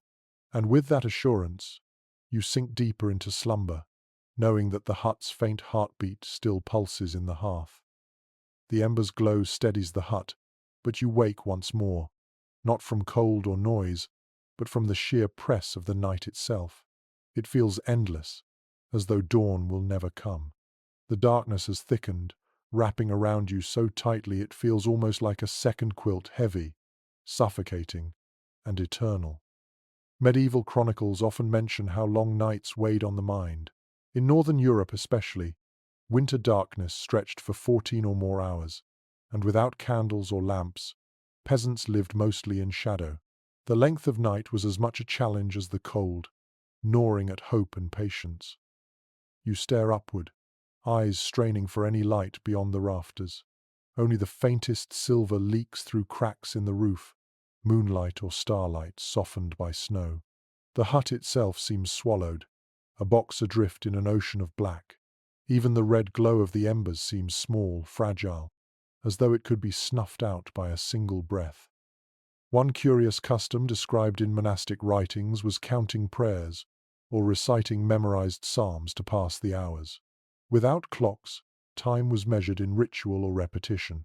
Families whispered litanies together, or individuals muttered words alone in the dark.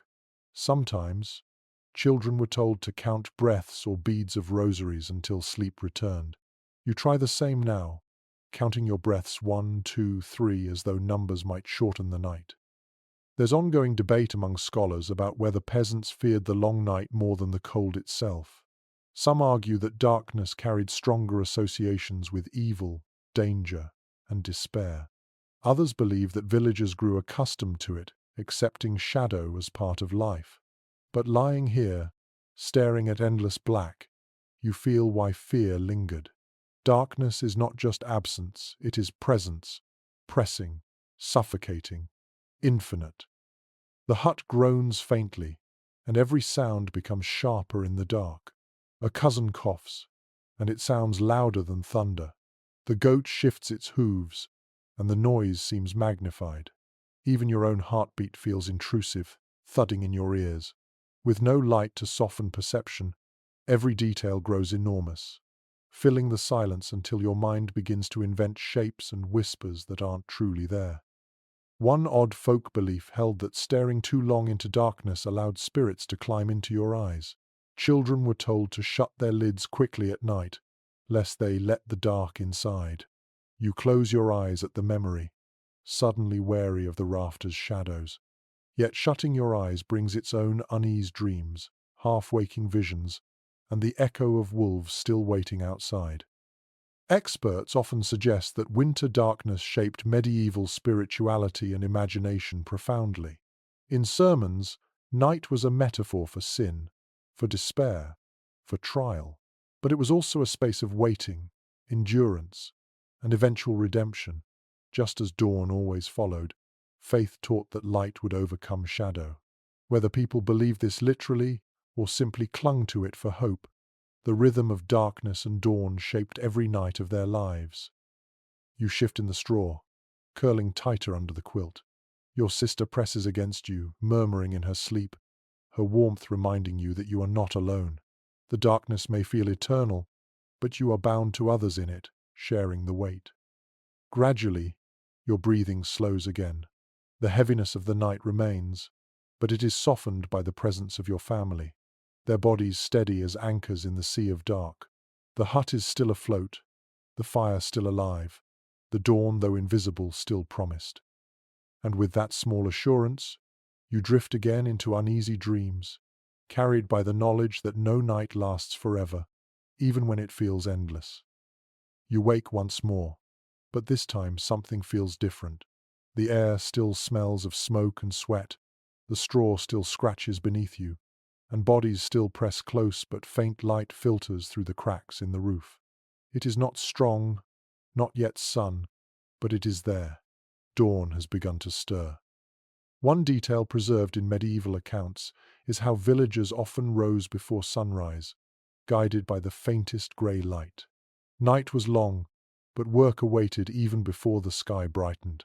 For peasants, dawn was not a luxury of rest, but the call to labor feeding animals, breaking ice for water, preparing the day's meager meal. Yet, even in exhaustion, dawn carried relief. It meant the hut had endured another night without collapse, wolves, or death. You push yourself up slowly, stretching stiff limbs. Around you, others groan and shift. The baby fusses, sensing change before sight. Your father lifts his head, eyes bleary but determined, already reaching for his boots. The pig snorts, shaking straw from its back. Even the hens stir, feathers rustling in faint anticipation. One curious folk practice was greeting the dawn with a whispered blessing. Families muttered, "Thanks for surviving another night," crossing themselves as light entered the hut. It was not ceremony, it was instinct, born of gratitude that frost and shadow had not claimed them. You whisper your own quiet thanks, lips barely moving, the words as natural as breath. Scholars point out that dawn did not mean comfort, only survival. Hunger would follow, chores would weigh, and cold would still bite. Yet psychologically, that thin line of light mattered immensely. It meant time had moved, winter had not won. The endless night had been endured. The quilt is heavy still on your shoulders, damp with sweat and smoke. You push it aside reluctantly, feeling the rush of cold air replace the warmth of bodies. The shock makes you shiver, but also sharpens your mind. For a moment, you look around at the huddled forms of family and neighbors, their faces weary but alive.